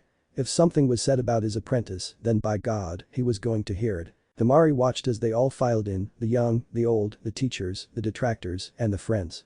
They all lined against the wall and suddenly, she felt vulnerable. She was about to talk about a boy that she only knew in passing before and as a friend and housemate now. In truth, she knew very little about the mystery that was Uzumaki Naruto, but she wanted to know. Oh, how she wanted to know. She smiled inside her mind. Now, she'd have all the time in the world. She faced the Hokage when the older woman coughed into her hand. Now then Temari, let's begin again. What is Naruto's capacity in Suna? This ought to be good for a few laughs.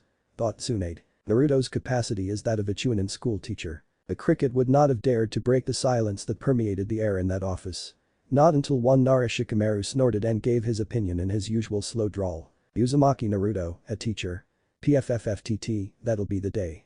Now what does he really do? Shikamaru, he really is a teacher and from what I've seen, he's one of the best we've ever had. The kids love him. Shikamaru knew then that it wasn't a lie, it wasn't a joke. Temari was simply incapable of delivering a joke when in the presence of so many important people. She was all business, although her eyes held a mirthful glint, like she was enjoying this. So troublesome. Ahem, now that we have that out of the way. Temari, continue with your analysis. Thank you Hokage-sama. Naruto is coming along nicely from what I've seen. The people of Suna have taken to him very well, and so have his students. He gave them a lecture the first day about the dangers of being a ninja and gave them a chance to wait for another teacher. All of the students were back the next day.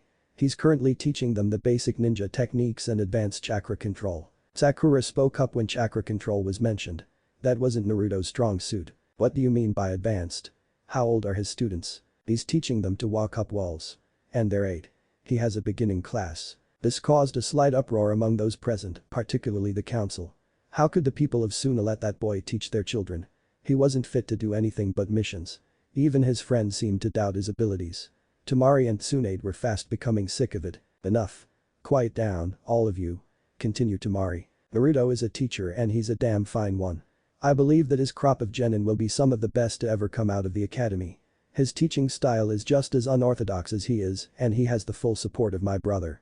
But enough about his job. You're all here to find out how he is doing as a citizen, no doubt. Naruto currently lives in my family's compound with me and Kankuro. He's trying to find a plot of land though to build a house for himself. The guy currently is the resident cook for me and my brothers. A deadpan look was her answer. Shizune, who had seen the boys' eating habits, decided to speak up. Cooking? Cooking was never one of Naruto's strong points. Well, I'd love to see him make it a strong point because what he cooks is goddamn delicious. The desserts, oh my god, the cakes. If relationships were built solely off sweets, I'd have married that boy a long time ago. Tsunade snorted and tried to hold back her laughter. Seeing a strong jounin like Temari about to wet herself over cake was quite a sight indeed. Temari looked startled and blushed prettily before continuing with her assessment. Yes, well anyway, he's quite a guy. All he does, besides teaching, is study and try to find new methods of helping the students. Amura stepped forward and harumphed into his hand. Tsunade still hadn't forgiven the old fart for running her Naruto off. If it weren't for him and the rest of the council, her favorite blonde would still be causing mischief in Konoha instead of teaching brats in Suna. Hell, he could have done that here. Tell me, Temari-san. What is your opinion of Uzumaki Naruto? A personal opinion, not a professional one. Temari sat and thought for a moment. As stated before, she didn't know much of Naruto, except that he was strong, kind, and was her brother's best friend. But she would get to know him better. She turned and flashed the group behind her a grin. I just know he's Naruto. I'll tell you more after my date with him. Several of the kunoichi in the room nearly cried out in protest. The guys all sat in disbelief, Shikamaru chief among them. Tsunade and Jiraiya seemed to get the most satisfaction out of the situation. Kakashi had a discernible look on his face, but from the mask or complete apathy, Temari couldn't tell. Hinata looked as if she was about to cry, and Sakura looked despondent and slightly angry. Well, from what Temari had heard, the pink cat had had more than enough chances, and the Hyuga was just too shy to act on hers. Too bad for them. Their loss, her gain. I think that is all I will tell you of Naruto for the time being. There is no need to tell you anything else other than he seems to be flourishing in Suna. That's all. Tsunade, seeing that she would get nothing else out of the girl in front of the crowd, dismissed them with a wave of her hand. Many left grumbling, dissatisfied with the explanation they had been given. Hinata approached Temari before she left and bowed to the blonde. Please take care of Naruto-kun. He deserves to be happy. She left without a look back, leaving a stunned Tsunade and Temari. The girl never showed initiative in anything, so that show of concern for Naruto, in public no less, was something new. Still, it was refreshing to Temari to see that some were actually concerned about her housemate and weren't indifferent or outright hostile. She turned back to the Hokage with a smile on her face. Do you think my answers were satisfactory for them? Not in the least.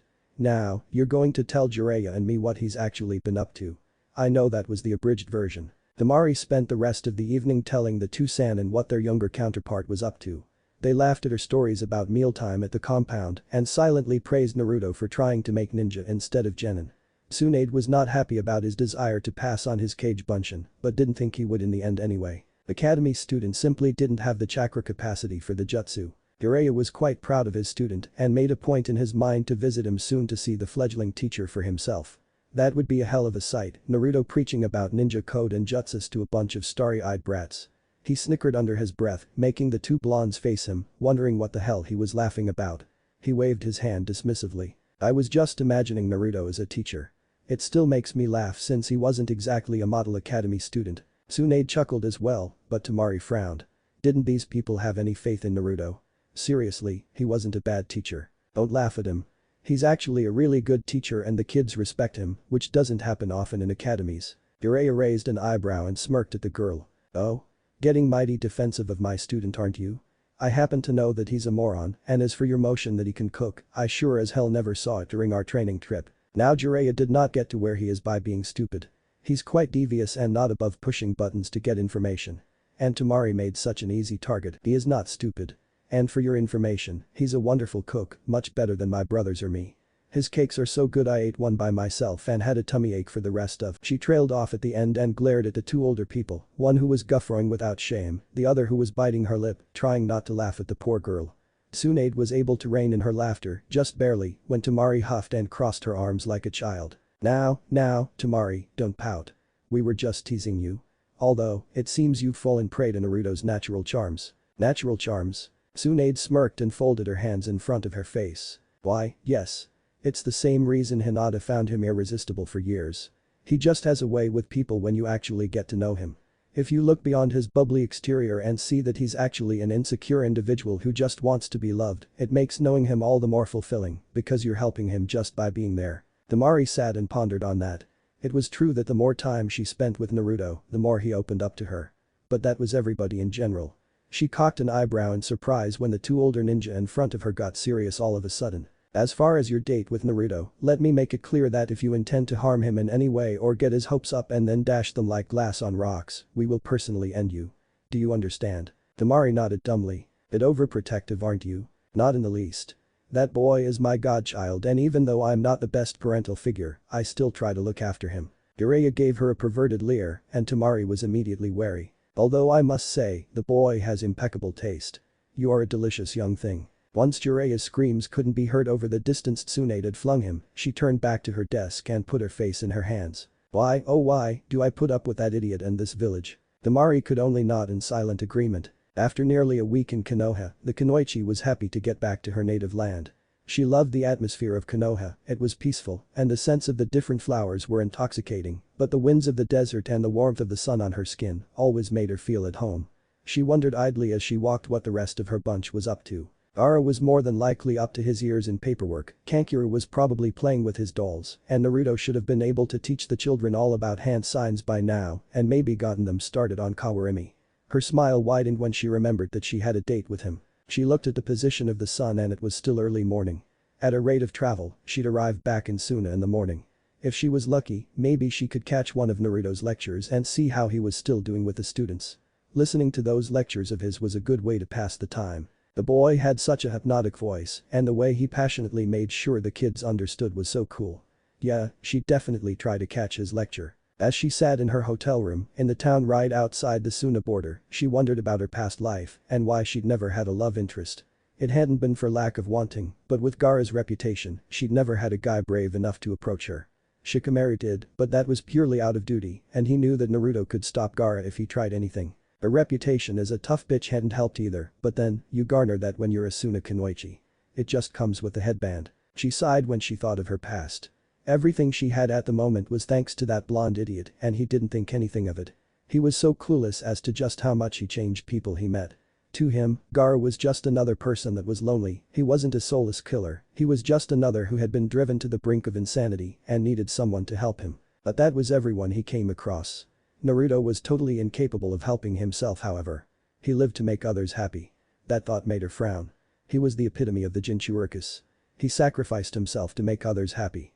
And she was going to change that. Even if things didn't work out between them, she wouldn't let him throw away his happiness just so he could sit on the sidelines and watch as everyone else laughed and loved together. Temari's sleep had been fitful. Her thoughts were consuming her and this wasn't what she wanted, especially before a big date. Or a little date at least. She wanted to have fun, and with Naruto, that was a very big possibility. Of course, since it was Naruto, there was also the prospect that her evening would end with her beating the hell out of him. Either way, at least her evening wouldn't be boring. Temari didn't even bother stopping at the gates of Suna.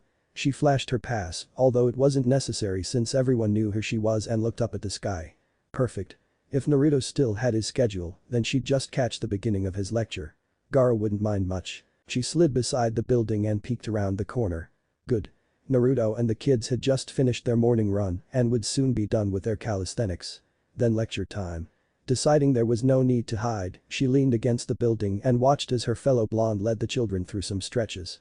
She was reminded of her own education watching them all. Of course, her father being Kazekage led to her having a private tutor in Baki, along with her brothers.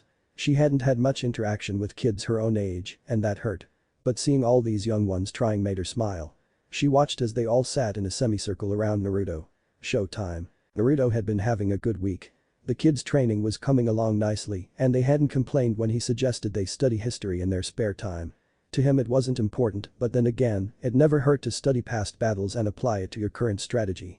It never hurt to learn anything, and that was something he tried to impart to his students. Jiraiya was a perfect example of a ninja never stopping learning. The old hermit was fascinated with his Warak no Jutsu and tried multiple times to use it, but to no avail.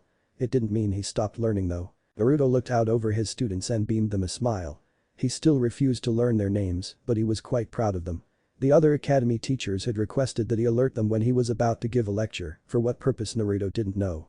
He made a few cage bunshin to go and tell the teachers he was ready, and that's when he saw Temari. Several of the younger Kunoichi saw her as well and were excited to see the sister of the Kazekage and a powerful jounin in her own right. He smirked and motioned for her to come over. Temari walked over as smoothly as she could, trying to make it seem like she was uninterested while trying to swing her hips as seductively as she could while being subtle. The kids wouldn't pick up on the body language, but Naruto sure as hell did. He'd hung around a perverted ninja too much not to notice that walk. He didn't let it faze him too long though, and he smiled at his housemate. "Hello Temari. Come to see the crop of students. Actually I've come to listen to one of your infamous lectures. They've gained quite a reputation and I want to hear at least one." "Okay. I didn't know they were that popular. I have to wait for the other teachers though. They wanted me for something. Hang around and I'll take you to lunch." Many of the students began to catcall at his offer and were immediately shushed by a stern glare from their teacher. Temari blushed slightly at the insinuation but caught herself enough to offer her own glare at the kids and walk back to her position at the wall, muttering about stupid brats. Naruto wasn't sure if that was aimed at his students or at him. After a few more minutes, the other teachers all came out with their students and sat behind Naruto's own. Temari quirked an eyebrow at the audience he had. Surely, his lectures weren't that great. They were good, but to empty the school just to listen to one? That was unheard of. She watched with slight trepidation as Urameshi Kari approached Naruto with a smile. "We're ready when you are, Naruto-san." Naruto looked at her perplexed. He truly didn't know what was going on. "Ready for what? Why did you all request I get you before my lecture?" "Why, because we wanted our students to listen to it. And it might give us some pointers so we can spice up our own lectures. Just be yourself and lecture about the subject you had in store for your students. Do us proud." Naruto gulped and straightened his back. He'd never had an audience of this size. It was one thing to preach to his own students, it was quite another to lecture to impressionable students who were the responsibility of others. He turned back to Temari and she gave him a reassuring smile and waved her hand in a circular motion, beckoning for him to begin. He sighed and turned back to the crowd. "Let me first thank all of you for taking time out of your schedules to come and hear what I have to say. I hope that I live up to your expectations. For those students who don't know me, I am Uzumaki Naruto, container of the Kyuubi. I am a former resident of Konoha, but I am now a Sunanin. It is my pleasure to speak to you today. I would like to speak to you all about loyalty to one's village and comrades today." Temari's eyes flew wide open. "Oh yes, this will be most interesting. Perhaps I should send for Gaara." There was no need. As if on cue, her brother appeared at her side. He nodded to her and turned his attention to his best friend. "I come from a village that espouses teamwork and loyalty above all else. And if I do say so myself, Konoha is pretty damn good at sticking to its guns. But there were glaring instances of shinobi going against that creed. I used to have a teammate by the name of Uchiha Sasuke, a holder of the Sharingan. We hated each other, but over time we began to get closer. His older brother wiped out his clan and he wanted to kill him. Sasuke would do anything to gain power to kill him, even if it meant selling his soul and betraying his village. I grew up with no one loving me, no one taking care of me. Sasuke had it all. People doting all over him, teachers lining up to take him as a pupil, a large inheritance, but he didn't care for any of it. As an Uchiha, he thought he was entitled to those things. Everything was given to him. I don't agree with that and I never have. Being given things breeds arrogance and the philosophy that you are better than everyone else. There is a subtle grace to learning something, attaining it the hard way. It makes you appreciate what you have more. And being taught breeds loyalty. Being taught means someone has a vested interest in you and your welfare. Being taught means you are worthwhile and therefore, you are loyal to that person because they take interest in you. I had a teacher in Konoha like that. I was the dead last, a word I hate and loathe with all my being. I hate the word prodigy, I hate the word genius. I had a teacher who didn't subscribe to that either and he has my undying loyalty because he took an interest in me. Not much of one at first, but enough to show me that I was important. That I wasn't a nobody. I was Uzumaki Naruto and I meant something. Then came my next teacher. He was and is one of the laziest people I've ever met. He didn't want to be a teacher and only passed us because we somehow overcame his expectations and actually tried to help one another. One of those who espoused teamwork over everything. But aside from chakra control, he never taught me anything. But I was loyal to him because he noticed me. He wasn't the best person in the world, but he actually called me by my name. He didn't call me names. But then he cast me aside to a different teacher that didn't want me. And my trust in him was shattered. But I still wanted acceptance and so my loyalty stood. Then my substitute teacher lost a one-sided fight with my master. I call him master because he is the only true teacher I've ever had. Jiraiya of the Sannin is my master. I'd never admit that to his face of course, but I am loyal to him without question. It's been said that I would do anything to help my friends, and that is true. I'd fight the Shinigami himself if I thought it would save my precious people. Notice that I never once said that I was loyal to Konoha. I was loyal to the people in it. That village never gave me a damn thing, and yet I still wanted to protect the people. You'd think that, it being one of their Yondame's final wishes, that the people of Konoha would see me as a hero and not as a monster. But that is the fate of a Jinchuriki, to be hated and reviled, even as we struggle to maintain our humanity in the face of adversity. It's been said that a person is smart. You can tell an individual something, and if they're given adequate time to weigh what they hear, they can form a rational opinion. People are dumb, stupid, ignorant animals, and together, they can bring even the most virtuous and righteous of men to their knees. Listen to me when I say it is good to be loyal to your village. It is your home and you should always protect it with everything you have. But without your precious people, a village is just a collection of buildings, a place where people live and sleep, and it will never be a home to you. But, love just one person and a village of enemies can become a sanctuary of the heart. Suddenly Naruto felt very heavy. He sat on the ground and crossed his legs. He sighed before starting again. That's not to say that loyalty and friendship are always rewarded. Loyalty is different from devotion. Devotion is blindly following after something and never seeing the bad in it. I did that when I was younger with one of my teammates. I chased her and was oblivious to the fact of how pathetic it made me seem. But still I protected my teammates against insurmountable odds and never once received a thank you. And despite my bubbly facade on the surface, I was quite bitter on the inside. It seemed that no matter what I did, my loyalties would never be returned. And then Sasuke defected to Orochimaru. The same man who tried to destroy our home, all because of a promise of power. The price of said power was his body and mind, and yet he didn't care. As long as his brother died. And so our bonds were broken.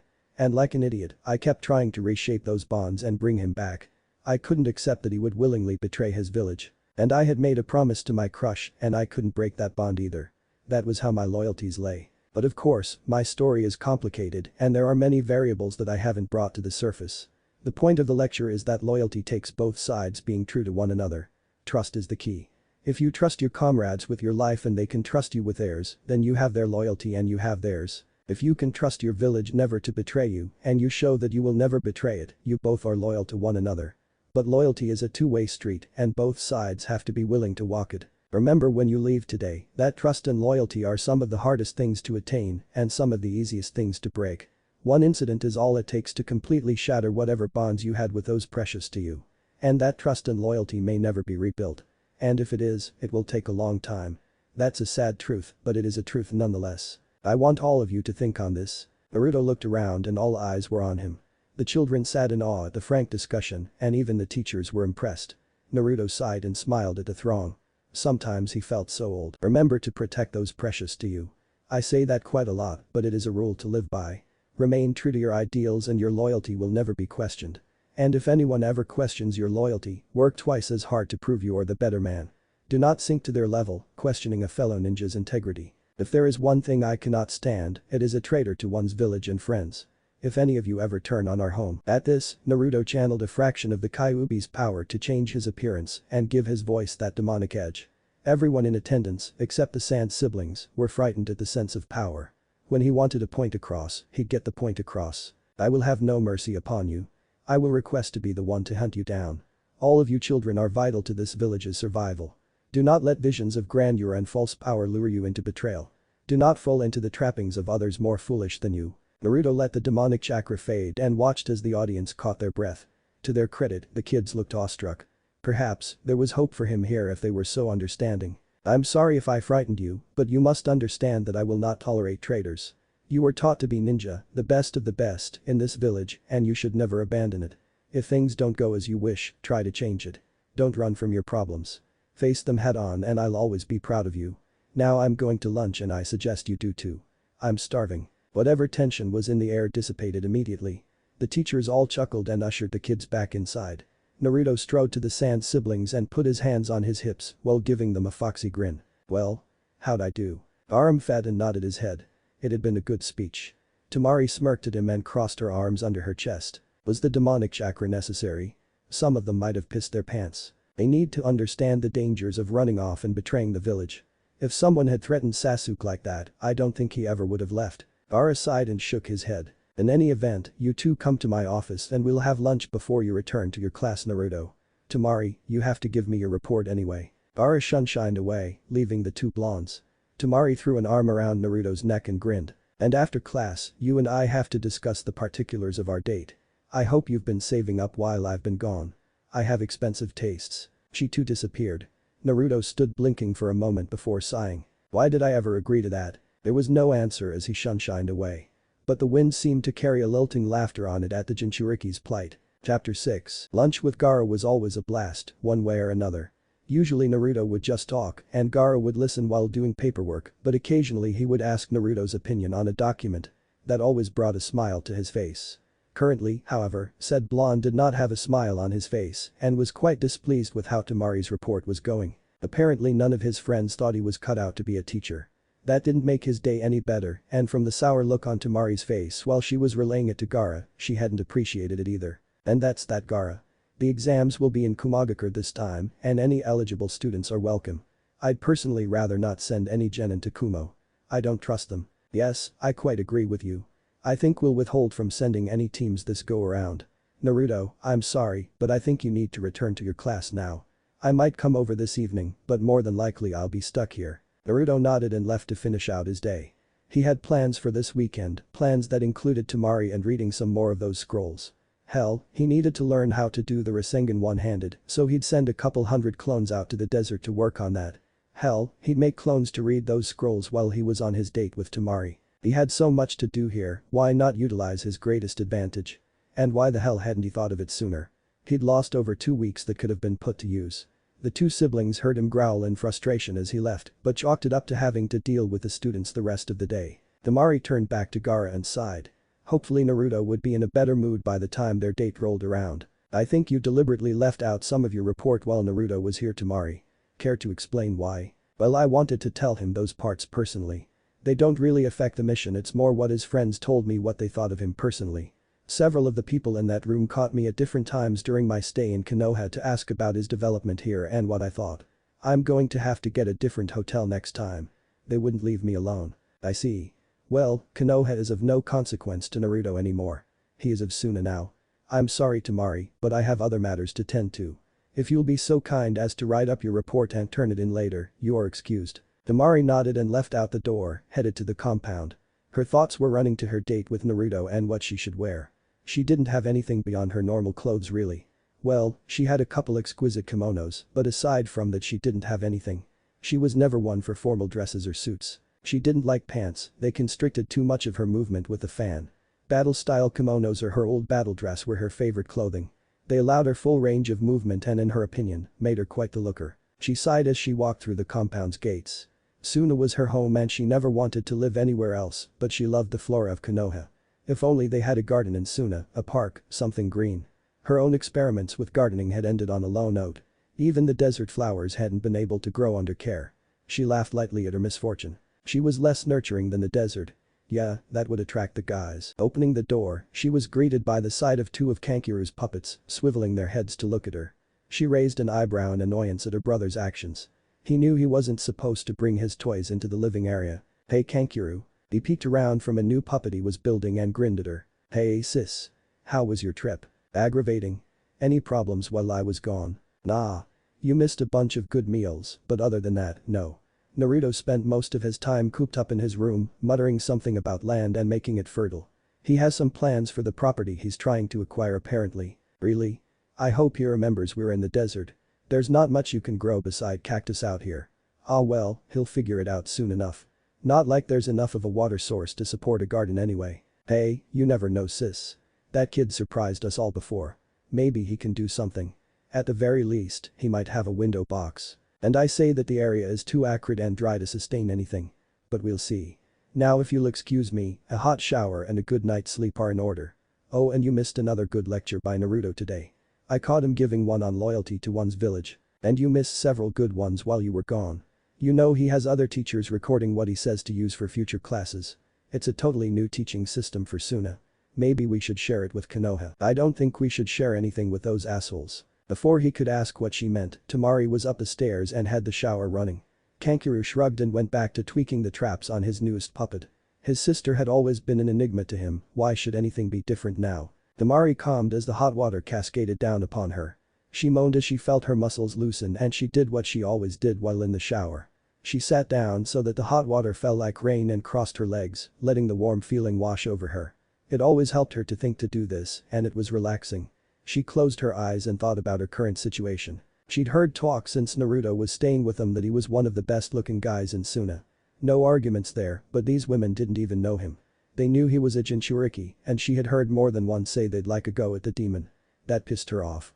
People like Naruto and her brother were not sex toys. What they wanted, more than anything, was to be loved like a normal person, not touted and revered for the demon in them.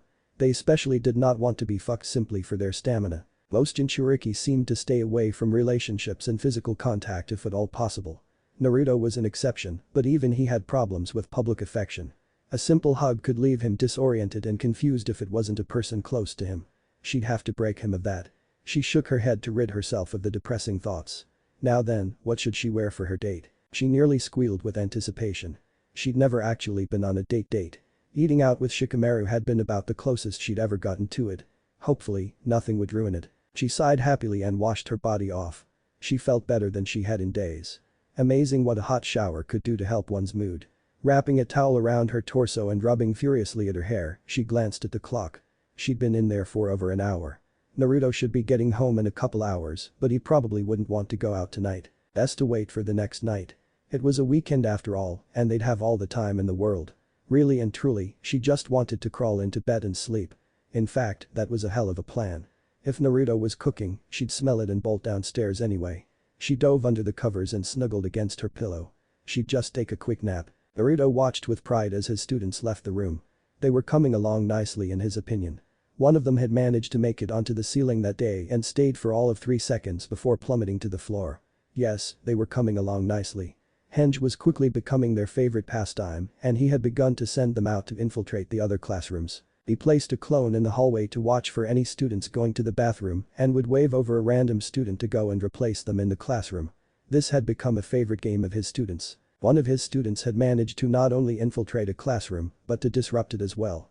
The teacher, one of the ones Naruto didn't get along with, had chased the student out and was trying to punish him, but he'd run back into Naruto's classroom and dropped his henge while taking his seat. The teacher had come crashing through the door and demanding to know where the kid was. Naruto just shrugged and politely asked the man to leave before he made him. None of his students had left the classroom all day. As the man left in a fury, Naruto turned and winked at the kids, sending them into giggle fits. He'd become a favorite teacher at the academy and the children loved to hear him speak.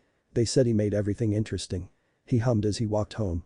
He still needed to ask Gaara for an assistant who was good at taijutsu and jinjutsu. Oh well, he had an entire weekend for himself now. No reason not to get a little done. As soon as he crossed through the gates into the compound, he summoned a couple hundred clones, give or take a few, and split them into 3 groups. Alright, this group I want working on making the Rasengan one-handed. Don't stop until you're out of chakra. This one I want working on making the Rasen Shuriken more complete so it doesn't kill me. And you last few, I want reading the scrolls I brought. One of the clones asked him what he was going to be doing. I'll be cooking for tonight and trying to convince Gaara to let me have a plot of land if he comes over. Now get busy, there's a lot to cover. And if any of you exhibit certain fox-like traits, destroy it. We don't need any unnecessary episodes. The clones all saluted and disappeared to do their assigned tasks. Naruto walked inside, waved to Kankuro and walked to his bedroom. He couldn't wait to get his own place. Not that living with the Sand siblings was a bad thing, he just wanted more space. And he wanted to try out his mother's ideas for raising a garden. Deserts, after all, used to be places that were teeming with flora and fauna but died out for some inexplicable reason. Most of the natural water sources were far below ground now and would need to be brought up by other means. Before he cooked anything, he wanted to read a little more on that scroll. The more he read, the more intrigued he was. The first Hokage had been a Mokuton user, but no one really knew where the ability had come from. It was an unknown ability. His mother had been able to duplicate it to a certain extent to make her garden massive and the most beautiful in Konoha. He'd noticed several unidentifiable species of flowers when he'd visited his parents' home, but they were wild now and untamed from years of lack of care. He just needed the land to try his luck. Naruto looked over at the clock and decided it was time to get up and cook supper. As he opened his door, he felt that slight jar in his mind as a clone dissipated and the memories came to him. He smiled and lifted his right hand, trying to form a Rasengan without help from a clone. It began to form but then disintegrated. He was getting there though. Just a little while longer and all his efforts would pay off. He sauntered into the kitchen and turned on the stove. Teriyaki chicken and stir-fried vegetables sounded good tonight. Naruto watched as Kankuro appeared nearly instantly and began wolfing down his food. Naruto waited in his seat for Temari to arrive, but after a couple minutes he began to worry. "Hey Kankuro, Temari is here right?" "Yeah, she's probably asleep. She was tired when she got in." Naruto sat there picking at his food. He just couldn't eat if they weren't all there, and Temari had probably been asleep for several hours. He rose from his seat and Kankuro stared at him, confused. "Where you going?" Naruto turned back to him and his head jarred again as another clone released. "I'm going to wake her up. She needs to eat it while it's warm. It doesn't taste good reheated." "Well, tell her to hurry up or I'm eating her portion." Naruto nodded and headed up the stairs. As he went he tried another Rasengan. This one was a little bit more developed, but he still had little to no control over the shape. Soon. He crept up to Temari's door and cracked it slightly. He'd never been in her room before and had no reason to be in it before. He pushed it open further when he heard the soft sounds of her rhythmic breathing. She was in a deep sleep, obviously tired from her trip. She still needed to eat though. He took in the surroundings and a small smile found its way to his face. Temari, although she prided herself on being one of the toughest bitches you'll ever meet, was still a little girl at heart. She apparently adored stuffed animals, since several adorned the walls. Beyond that, she didn't have much. It was a standard ninja bedroom, jutsu scrolls, her battle fan against a wall, weapons hung on racks. Naruto crossed the room and stood beside the bed. Temari had not put her hair into the familiar ponytails, and with her hair flowing around her, she looked more beautiful. A soft smile came across his face. Perhaps dating someone who could look so angelic one moment and be a complete tigress the next wouldn't be a bad thing. First, he had to get past their first date though. Rousing himself from his whimsical thoughts, he shook her shoulder and softly told her to wake up. Temari had been having a dreamless sleep and it was very relaxing. Usually, her mind was so all over the place that she couldn't sleep. She groaned when she felt something soft touch her shoulder and begin to shake her. The voice calling out to her was very gentle, and it reminded her of days when her mother was still around. Thinking of those days made her heart ached and she latched onto the familiar feeling. Naruto hadn't been expecting Temari's arm to shoot out and grab his. Nor had he expected her to pull him onto the bed and roll over, hugging him like he was a teddy bear. Although the act was quite comfortable and maybe she'd be willing to do it again later, the food was getting cold and he didn't want to have to explain to an angry Temari why he was in her bed. He tried to move, but she latched onto his waist and snuggled against him, rubbing her face against his stomach. He tried not to laugh at the childish gesture, but it was hard. He tried to wiggle out again, no go. She had a death grip on him. Temari was enjoying the warm sensation. She had been comfortable under her covers, but she had neglected to take something soft to cuddle with when she dove under them. She couldn't quite remember purchasing or receiving this particular toy however. It was soft and yet hard, but not unpleasant. It smelled of the earth and the forest and chicken teriyaki. And it kept trying to rouse her from her sleep while whispering softly. Her eyes slowly cracked open to see what exactly she had in her arms. They flew open when she saw the golden tresses and familiar sheepish grin of one Uzumaki Naruto. Naruto had been trying in vain to escape the Kunoichi's clutches, but to no avail. He looked down when he heard a gasp and then a growl, straight into Temari's wide eyes. Time to run damage control. Temari, before you think what I know you're thinking, I came up here to tell you supper's ready. I was shaking your shoulder and you yanked me on top of you. I couldn't get loose. You have a very firm grip, do you work out? He scratched the back of his head and tried to look as cute as possible. In recent years, he'd figured out that the more clueless and hapless he looked, the easier it was to get away with things. He was thoroughly surprised when Temari sat up on her knees and grabbed him by the front of his shirt, shortening the distance of their noses by a couple centimeters. He'd been drug up to his knees as well when she grabbed him, and he took note that at the moment her legs were on either side of his right thigh. And she wasn't wearing pants. Or panties for that matter. In fact, if that oversized shirt rode up just a little higher, Naruto blushed at the implications, and his gaze snapped back up to meet Temari's. Temari noticed that his gaze traveled down to where she was essentially sitting on his thigh. She hadn't thought much about it until she remembered that she wasn't wearing any underwear. She fought to keep the blush down and pulled him closer until the tips of their noses touched before she growled out. Not only do I expect you never to mention this, I expect my date later to be flawless, you hear? And the one after that better be just as spectacular. Naruto gulped and nodded before he realized something. The one after? But we haven't gone out on our first date yet. Temari smirked and patted his cheek. It was fast becoming a favorite taunt when dealing with him. Why Naruto, I'd be stupid to let such a fine male specimen get away from me after just one date. Besides, I seem to be losing more and more of my clothing every time I see you.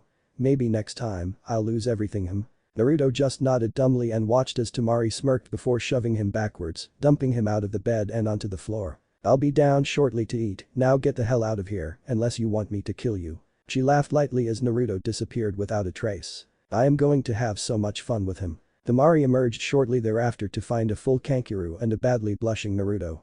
She sat at her usual seat and began shoveling the chicken into her mouth. It was really good. Hopefully he had a dessert prepared for tonight. It would cap off a most entertaining evening. She waved at Kankuro as he left to begin his patrol. He'd drawn a night duty this time. She didn't envy him a bit. Night times in the desert were always cold as hell. "Hey Temari." "Yeah? I'm sorry about earlier. I didn't mean to offend or anything." She sighed and shoved her plate away. The guy was too concerned with others' welfare and way too apologetic. "Naruto, you don't have to apologize for something that you didn't mean to happen. I'm not upset." "Okay, hey Temari." "Yeah? I don't think you told me and Gaara the whole story about your trip. Did something else happen while you were there? If you give me some dessert, I'll tell you." Naruto smiled and left into the kitchen, coming back with an apple pie. Temari stared at it hungrily and held out her plate. He chuckled and cut her a generous portion, which she immediately devoured and held out her plate for another. "You don't get any more until you tell me more about your trip." "Fine. I told you everything about the meeting in the office. What I didn't tell you was that all your friends came to talk to me at different times to see how you were doing. Most were genuinely curious and wanted to know how you were faring. The Hyuga girl was happy that you were getting along so well. Her teammates were happy for you too. The others all just wanted particulars of what you were doing and why you chose Suna, whether or not I was actually going to go on a date with you, that kind of thing.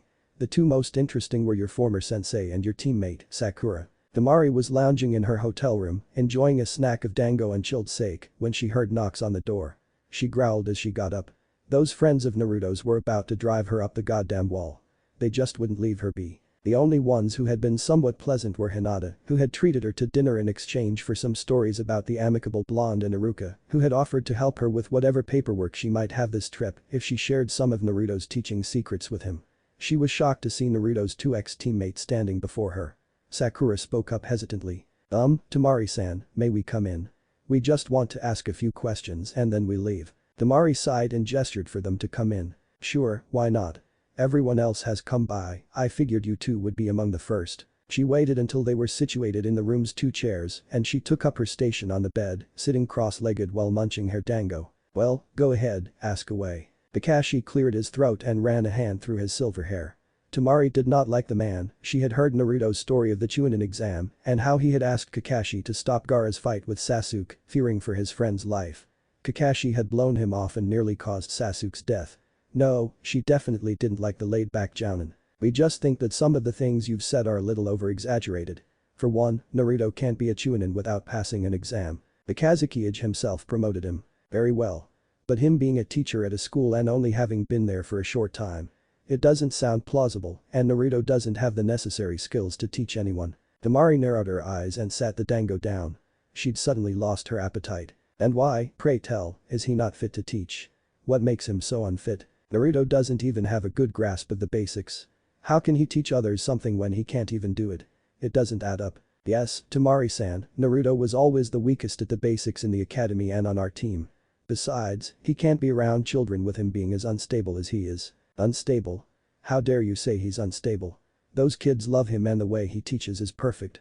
He teaches practical things, not stupid-ass things like useless history and meaningless theory on simple techniques. But those things are vital to a ninja's growth." "No, what is vital to a ninja's growth is that they realize that they aren't invulnerable, that there are always ways to grow and learn. They aren't bulletproof. Naruto is teaching those kids life skills, not just jutsus and book smarts." Sakura got a little miffed at the mention of book smarts. That was always her strong point. "Well, that idiot couldn't teach about that anyway. He doesn't know jack about history." Temari laughed at the two and picked her dango back up, taking a bite. "You'd be surprised what that guy knows. He's not going to teach them history, he has them learning that at home. He's going to teach them useful things. He's already teaching them chakra control by having them walk up walls. He's teaching them infiltration by using henge. He'll be starting them on Kawarimi soon. He's beginning to build up their muscles and reserves by making them exercise. He's a good teacher. And how does he keep them in line? I know personally how much of a handful he was to teach. He uses Kage Bunshin to teach each one personally. That way no one is left out." Temari watched with satisfaction as realization dawned on the two's faces. But she also knew that changing an opinion didn't happen in one day. And these two were always some of Naruto's biggest detractors, no matter how well they covered it up. Well, I guess it's true that everyone has a niche in life. Naruto was never as strong as Sasuke-kun, so I guess teaching would be more his speed. He's broken his promise to me anyway. Temari nearly growled at the girl. Is that all he's useful to the two of you for? Bringing back that godforsaken Uchiha? Ugh, I don't know why he cares about the three of you, it's beyond me. If you don't have anything else to say, I'd suggest you leave before my fan finds its way into my hands. Sakura and Kakashi stood abruptly, both rather angry at this point. Naruto was theirs, no one else's. He was the one that tied their group together, and the fact that he had left still stung. Kakashi left without another word, but Sakura was used to getting in the last jab and turned at the door. I suggest you rethink your stance on dating him too, Temari. He's not normal, you know. There's no telling what he'd do to you in a relationship. Temari simply shoved the girl out into the hallway and ground out a reply before slamming the door in her face. I know that he's one of the best guys I've ever met and you're just jealous of me because you weren't able to keep him under your thumb. Face it, Haruno, your first choice sucked and ran off to play grab ass with a snake and your backup left because all but a few didn't appreciate him. You lose at the game of life and I might actually win. Now fuck off, I need my beauty sleep. She slammed the door in the girl's face and turned around, but heard her call through the door. You can't sleep for beauty if there was never any beauty there in the first place, you bitch. Temari chuckled and kept eating her dango before going to bed. Yeah, but beauty's only skin deep, Haruno. Ugliness goes a lot deeper, and I think the blonde idiot finally saw that. That's why he left your village. Konoha's ugliness ran pretty damn deep. Naruto sat back and whistled after she finished. Temari held out her plate and he cut her another piece of pie. Wow, that's a hell of a story there, Temari. I never could really get a good grasp on what those two actually thought of me. Kakashi helped me with the cage bunshin trick, but that was also Yamato-sensei doing most of the work. Kind of sad that my closest friends don't really see me as reliable. Temari nodded and finished off her pie, letting the fork drop with a clink. Don't let it get to you, Naruto. They're idiots and one day, they'll realize how wrong they were to let you go. But before that, you and I have a date to plan. Naruto smiled and grabbed the plates, throwing them in the sink before filling it up to wash them. Temari appeared beside him and smiled. Whatcha doing? I'm going to help you with the dishes. Besides, I can't let you do everything around her, can I? Sure you can. I don't mind and the two of you have more duties than I do. But anyway, what about our date? Temari shivered when she heard the words our date, it seemed almost surreal. She smiled as he handed her a dish to dry and put away. Since you don't know the layout of the village very well or the best restaurants, I thought I'd pick everything. You just have to show me a good time. I promise to show you the best evening of your life. And if you don't, what would you have me do? Temari put her finger to her lip thoughtfully. The chances of this date failing were slim to none, but hey, it never hurt to have a contingency plan. And he was basically offering himself to her. She smirked as she thought of a fitting punishment. You have to be my slave for a whole day, complete with loincloth and a dog collar. What I say goes, no questions asked. Deal? Naruto paled when he heard the conditions. That was a little harsh. Don't you think that's a little extreme? And Kankuro wouldn't ever let me live it up. Temari batted her eyelashes at him and patted his cheek. Odd, he looks so cute. Well, I guess you'd better not fuck up our date, then huh? Otherwise, I may get to see a side of Uzumaki Naruto nobody ever has. Or rather a certain something no other girl has ever seen. The blood seemed to rush to Naruto's face and he pressed himself against the counter so she couldn't see or get to his prized possession. Temari fought down a laugh and continued drying the dishes. I think I'm starting to like him.